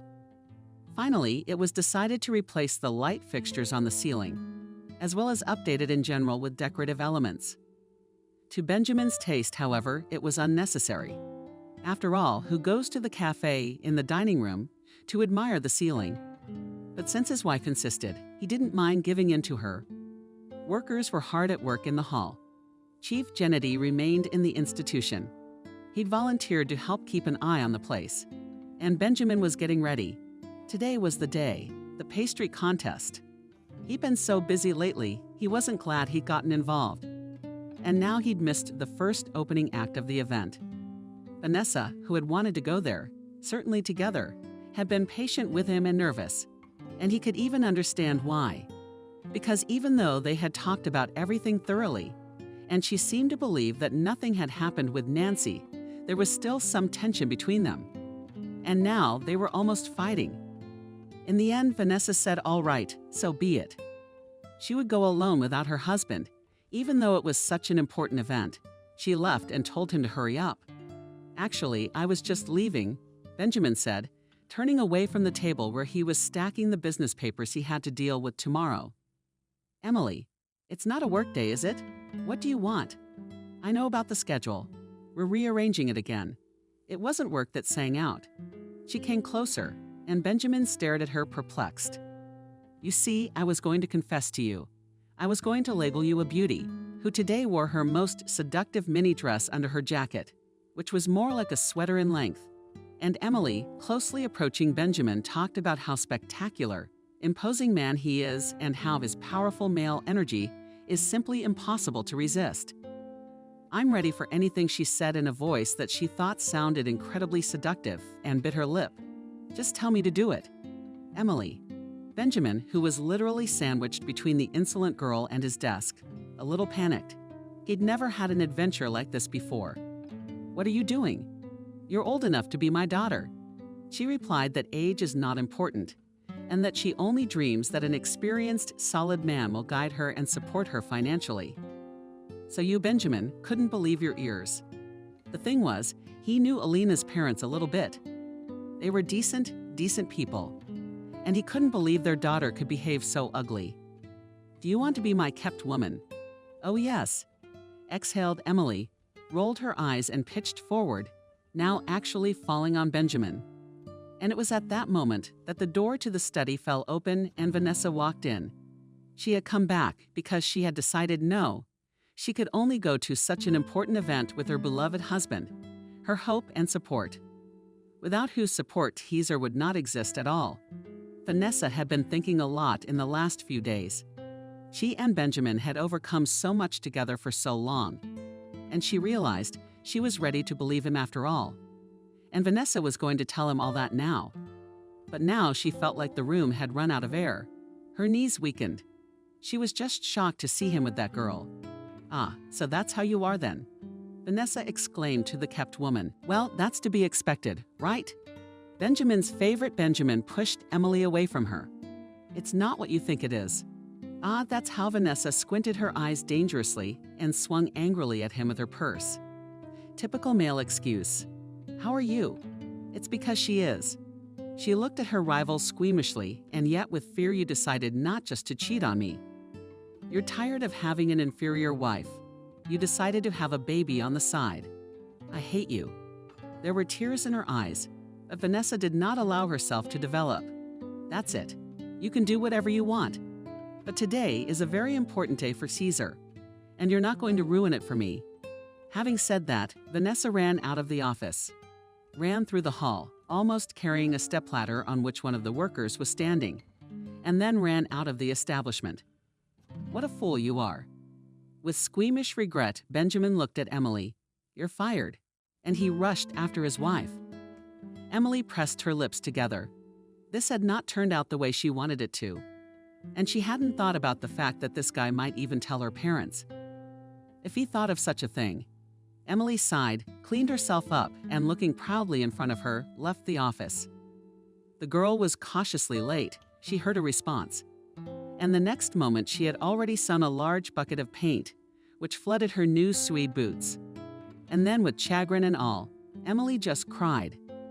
Sam looked down at his hands and also at the table where the ingredients lay, ready to be transformed into a magnificent dessert. And how scared was he? He was surrounded by professionals, pastry geniuses. What's he doing here anyway? He's a simple kid from an orphanage who doesn't even work in an elite restaurant, but in a cafeteria canteen. Sam thought for a long time about what to surprise the sophisticated public.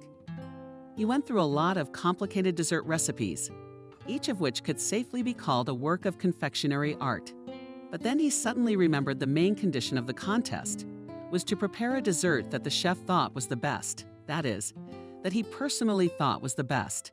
And such a dessert was on Sam's mind. He tasted it for the first time in an orphanage.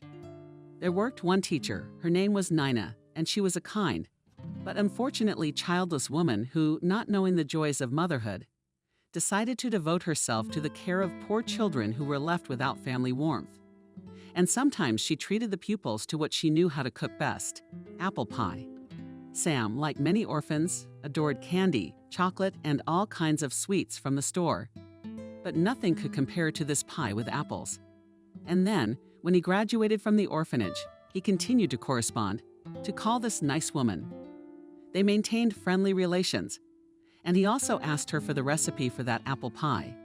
So he decided now, why not make it after all? The choice of recipe is his decision, and that's the only way the contest rules. And the fact that he's not as exquisitely refined as others, that's not his problem. He'll just make the dessert he thinks is best. But Sam decided to add a little something of his own, yes. Sam kept the same apple pie at the heart of the cloudy charlotte, with apple slices stacked on the bottom of the mold. But he complicated the recipe by adding hazelnuts and a little honey to the apple. And finally, to somehow decorate the dessert, Sam decided not only to sprinkle the finished pie with powdered sugar, but also to serve it with whipped cream. And once again in his mind, repeating all the steps, Sam resolutely set to work. Now his nothingness, even if an angry tiger suddenly appeared in the kitchen, could not distract Mom. "Thank you so much," Kate thanked him again. Nancy had made some useful connections over the years, and it was one of those connections that allowed her to get 2 invitations to this contest. But Nancy wasn't interested in that sort of thing. And she came here, of course, because her daughter wanted her to. She wanted to support the boy she was in love with. And on this occasion, by the way, Nancy decided to waive her own rules about not giving her daughter money. And together with her went to the store, where she paid for a very smartly colored holiday dress for the kitten. And now they were among the guests. "Mom, there are such delicious pills," and chocolate-covered strawberries. Kate had one bad domestic habit. She often tried to carry more in her hands than she could carry. She'd gotten caught a couple times at work, when she'd taken an order and instead of going to the kitchen to get it, she'd loaded one tray twice at a time. As a result, it flew to the floor, but after she was reprimanded in front of the whole team and deducted the cost of missing dishes from the salary, Kate did not do so.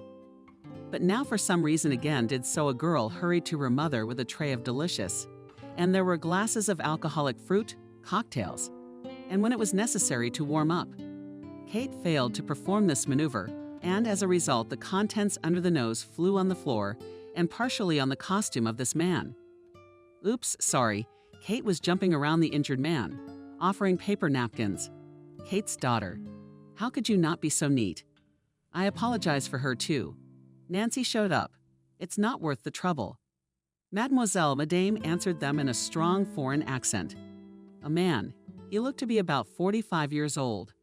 Black hair with a noble gray at the temples. A neat beard and mustache. Shrewd gray eyes and strong-willed facial features.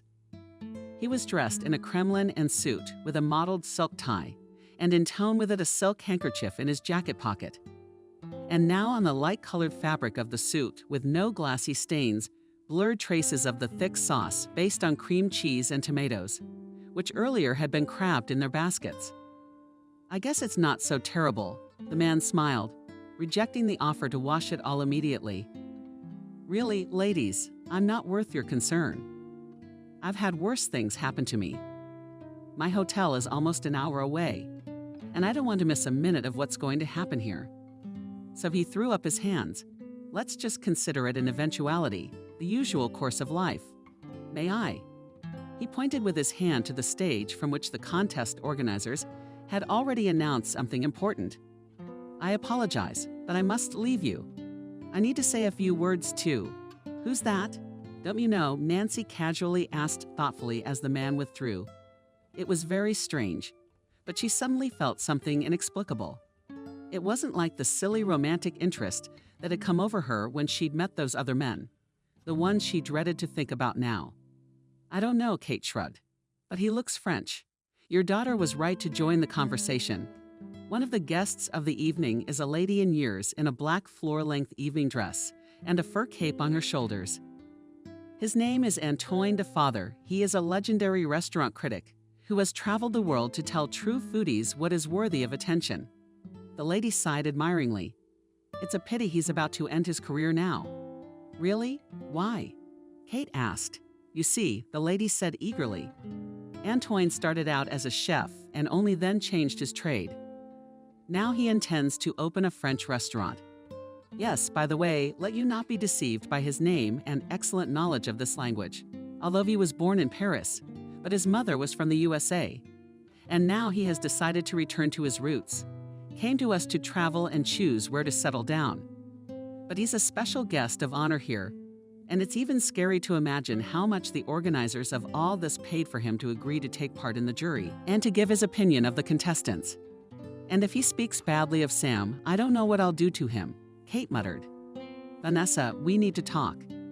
Benjamin was beginning to feel like he was out in the desert chasing circulation. Because ever since they'd come here, his wife had been slipping away from him. And while he could understand her, who would enjoy catching their other half in such an ambiguous situation?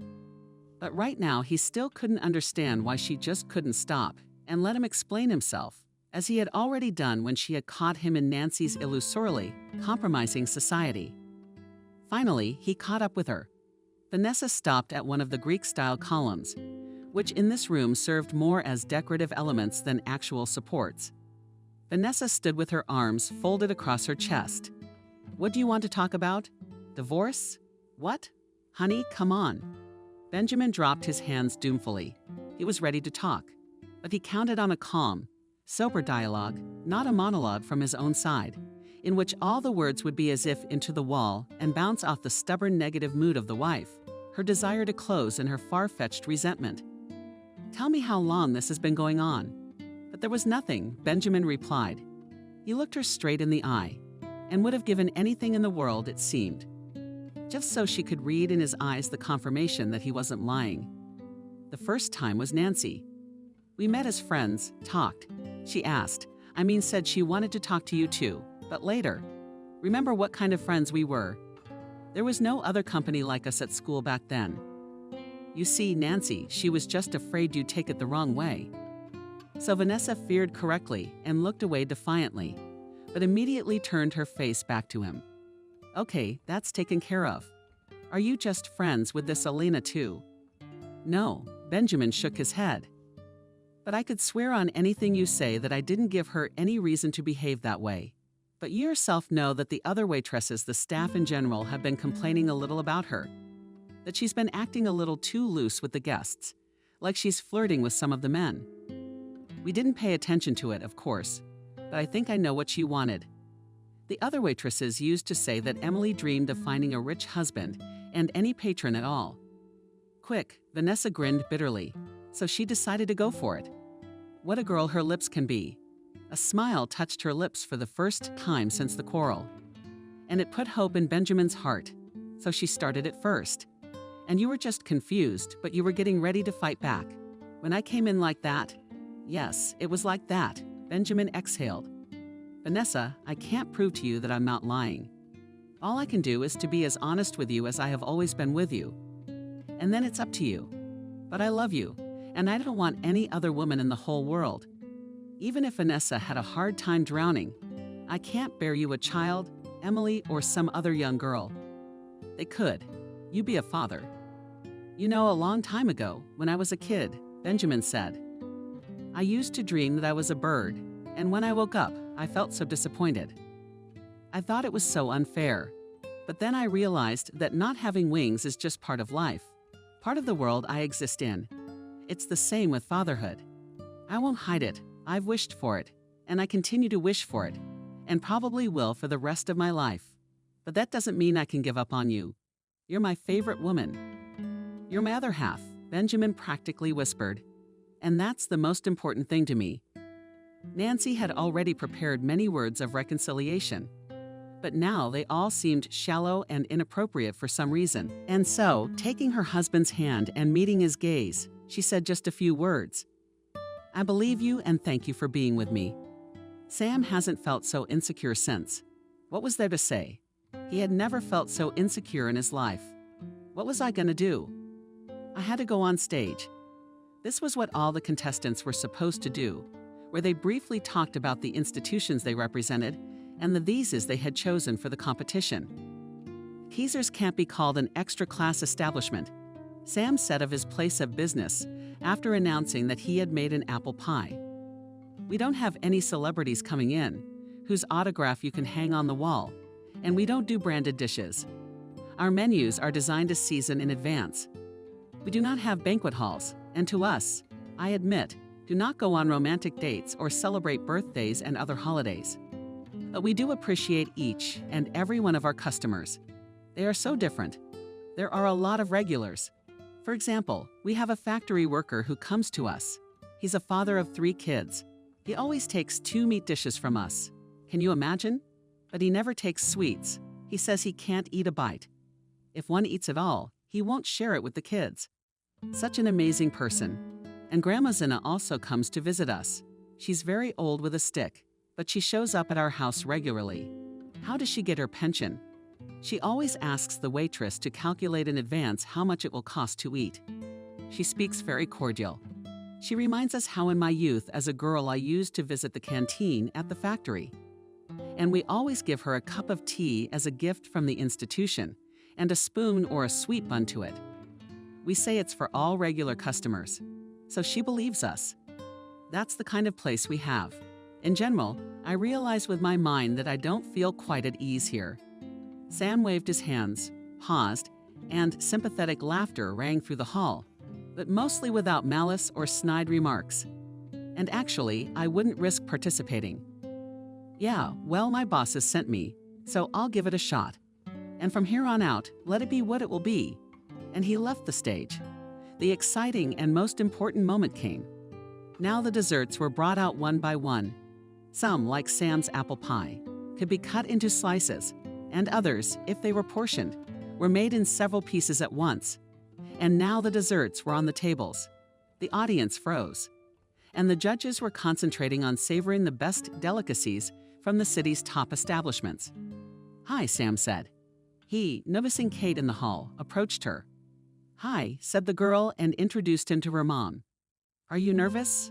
asked Kate. "No," Sam sighed. "The main thing is not to win, but to participate. I'll gain experience and all that. And it's great. I'll brag about participating in such a contest." "Why are you talking like you're not going to win?" Pearl's got his hands up his sides. "Kate, you can do it. If what you wish for could come true." Sam grinned. "But thanks for the moral support." Finally, the objects of evaluation by the elite jury were eaten, and the secret voting began, after which the host took the stage. Today here were presented luxurious dishes, colorful and extraordinary, each of which, I'm not afraid to say it, could decorate the menu of any restaurant. But we, unfortunately, must choose only one, the best. And you know, when we just started voting, no one doubted, grinned the host. Who will win? A delicious chocolate fountain. It intertwines the classic traditions of this dessert and its original reading. An author's perspective. We all agreed that this would have been a fair choice on all counts. Well, that's what I thought. Sam lowered his gaze. "Yeah, I'm not upset," he said to the wall, already ready to comfort him in every way possible. "It's okay.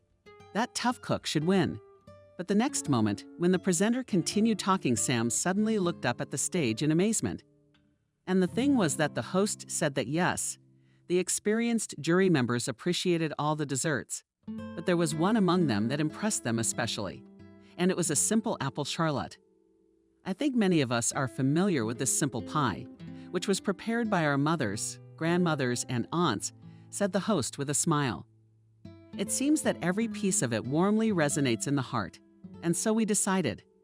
We were going to judge the dessert fairly after all, which meant we had to take another vote. And so finally, the decision was almost made. The host paused for a spectacular pause and looked around at the breathless audience.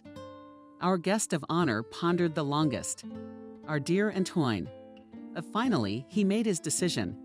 And in the end, first place is awarded to apple pie. From Sam from Feasers.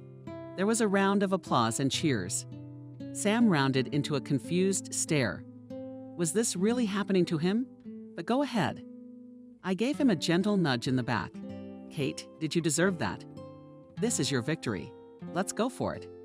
Sam went on stage and accepted from the hands of the presenter the award of a gilded plate with a crystal actor, as well as a diploma and another check for a tidy sum as another prize. And now the guy truly realized that this was the happiest evening of his entire past, and so far, his life. And then he looked around the room and stopped at the picture. And suddenly he realized something important. And besides, we expect to cooperate, said the host and owner of the White Swan restaurant, smiling. And although it is not included in the rules of the contest, but I want to make you, Sam, special offers. How about selling this wonderful recipe? It could become the centerpiece of our establishment, a part of the list of dishes that make up, so to speak, its business card. That's a very generous offer, Sam replied. But I don't agree. First of all, I really hope this recipe shows up in Keezers. I think our guests will love it. And secondly, I'm thinking of recording a video of it and putting it online. Let people cook it. Let it be not only in the Café This Pie, but in every kitchen of those who want it. So you can write down the recipe. Shout it out from the audience. Some spectacular blonde in a red dress. How lovely, she continued. An attractive man who can cook. How can you resist? She joked and laughed. Finally, Sam was released from the stage. He received congratulations from all sides, including from the other contestants. And then he stayed a little longer at the celebration. It was necessary purely out of courtesy to talk to so many people. So Sam was not immediately able to approach the wall, and when he did, the girl met him with a frown. "Congratulations," she muttered. "You're a hot commodity, aren't you?" She added sharply, clearly implying that he had just been chatting with a lady owner of a pastry shop, who all coquettishly unobtrusive, and yet eloquently touched Sam, and clearly not jokingly asked for lessons in culinary skills, and also beckoned them to work. "Yes, what a glory," Sam grinned. "All right," squinted Kate. "I'll go." "Where to?" The guy was surprised. "Did I do something to offend you?" "No, it's all right," the girl answered so sharply that anyone would have realized that nothing was wrong with her. "Wait a minute." Sam still wanted to say something important, but Kate ran away to the depths of the hall, and then, finding her mom there, told her that she wanted to go home because she had a headache. The next few days passed for Sam in a pleasant fog. He was still reliving the aftertaste of his victory, but there was something else that kept him busy, and he decided he had to act. "Hi," Kate said to him as she opened the door. It didn't surprise her that he knew her address. "I invited him to visit once, but Sam declined." "What's up? Did something happen at work?" "No," he answered and handed her a bouquet of pink rose lollipops. "These are for you." "Cute," Kate said, and she looked like she'd been given a mop instead of flowers. "Not for nothing. I hate flowers." "Liar," Sam grinned. "Roses are your favorite. You said so yourself. All right, come on in." The girl stepped aside, letting him through. "Since you're here, we need to talk." "Yeah, we've talked 100 times. Kate's going to get some water in a vase." "What do you want?" "You know what I mean?" "No." "Look, if I don't want to, I love you." How did she not drop the vase too? Her hands were weak as soon as she heard the cherished words, but instead she put the vase neatly on the table. Then she put the bouquet in it, and only then did she step toward the guy. She stood up and raised her head, meeting his gaze. "Say it again. I said I love you for real." "How else could you say it?" For a few minutes, they just stared at each other. Then Kate laughed happily and threw herself around his neck. "I also want you to marry me," Sam added. "You're quick." She smiled and kissed him for the first time herself. They would have said 1,000 more important words to each other. But at that moment, the doorbell rang. Kate, opening the door and seeing her mom, hurried to share her joy. "Mom, I'm getting married." "Oh, that's all I could do." To begin with, Nancy said, walking into the house. Standing behind her were Kate's grandparents. And here was someone else she hadn't expected to be here at all. "Antoine," Grandpa said sweetly. Just like that, out of the house for a little while. I don't know what's going on here. Who are you marrying? That's him. Kate grabbed her hand, looked out of the room, indignant. Sam, I told you about him. I'm very happy for you, daughter, Nancy said. That's just wonderful. Mom asked Kate, what's wrong? Are you different? Let me get this straight. Mademoiselle. Antoine stepped forward, and in the next few minutes it became clear that love at first sight had broken out between him and Nancy, and with such force that Antoine, having lived as a bachelor for the last almost 20 years, he suddenly decided not only to have an affair, but to marry Nancy. He gave her a diamond ring, and also to be serious and solid. Has already managed to get acquainted with her parents, and they approved such a candidate for a future son-in-law. Besides, Antoine decided that if he found a bride here, he would settle down in this town too. And here, as planned, we'll open a restaurant. That's great news for one day. That's right. Maybe my future son-in-law will even work in our family restaurant one day. What do you think? Sam was a little confused. He replied that he would think about it later. But for now, he was just happy. And he still had a lot to talk about with the cute picture. Benjamin, I don't think we can do this, Vanessa said. They'd just gone over the estimates they prepared, and the pile of paperwork needed to open a second Caesar's Cafe for the umpteenth time. I remember when we started, you said the same thing, grinned her husband. Don't worry, we'll make it work. All right, Vanessa sighed. I trust you. They were silent for a while, immersed in studying the documentation. Benjamin, we need to talk, and this can't wait. He rubbed his eyes tiredly with his fingers. It would be good to get it done today. We have to pick a place to rent tomorrow. Since when is work more important to you than your wife and family? Vanessa frowned. Benjamin blinks confusedly. Honey, are you offended? It's just that this is important to you and me. And no, of course, it's not more important to me. But just tell me what's going on. You haven't been the same lately. What's the same, but a little cranky? He grinned at Archie. You have a lot of mood swings. You used to be a whirlwind, but now you're tired all the time. I'm already worried. Are you sick? No, I'm healthy, Vanessa replied. But something is really going on with me. But I didn't know how to talk to you about it. I thought we trusted each other. You just told me yourself. So what's going on with you? Remember when you said that all change has its time, and sometimes something new can hurt? I remember, Benjamin nodded. That's what I said when you offered to buy a cottage. But you see, you and I don't have enough time for it, and it will be overgrown with weeds. Benjamin, I didn't mean the cottage. Vanessa started pacing nervously around the room. Then she stopped and either laughed or sobbed. I just don't know how to tell you to believe it. But I've been to several doctors already, and they confirmed it. Doctors? So you were sick after all? Benjamin jumped up, walked over to his wife, and wrapped his arms around her. We'll get through this. Trust me. Of course we will. Quietly poked Vanessa. In about 7 months. Why is Benjamin confused about 7 months? What are you talking about? How confused are you?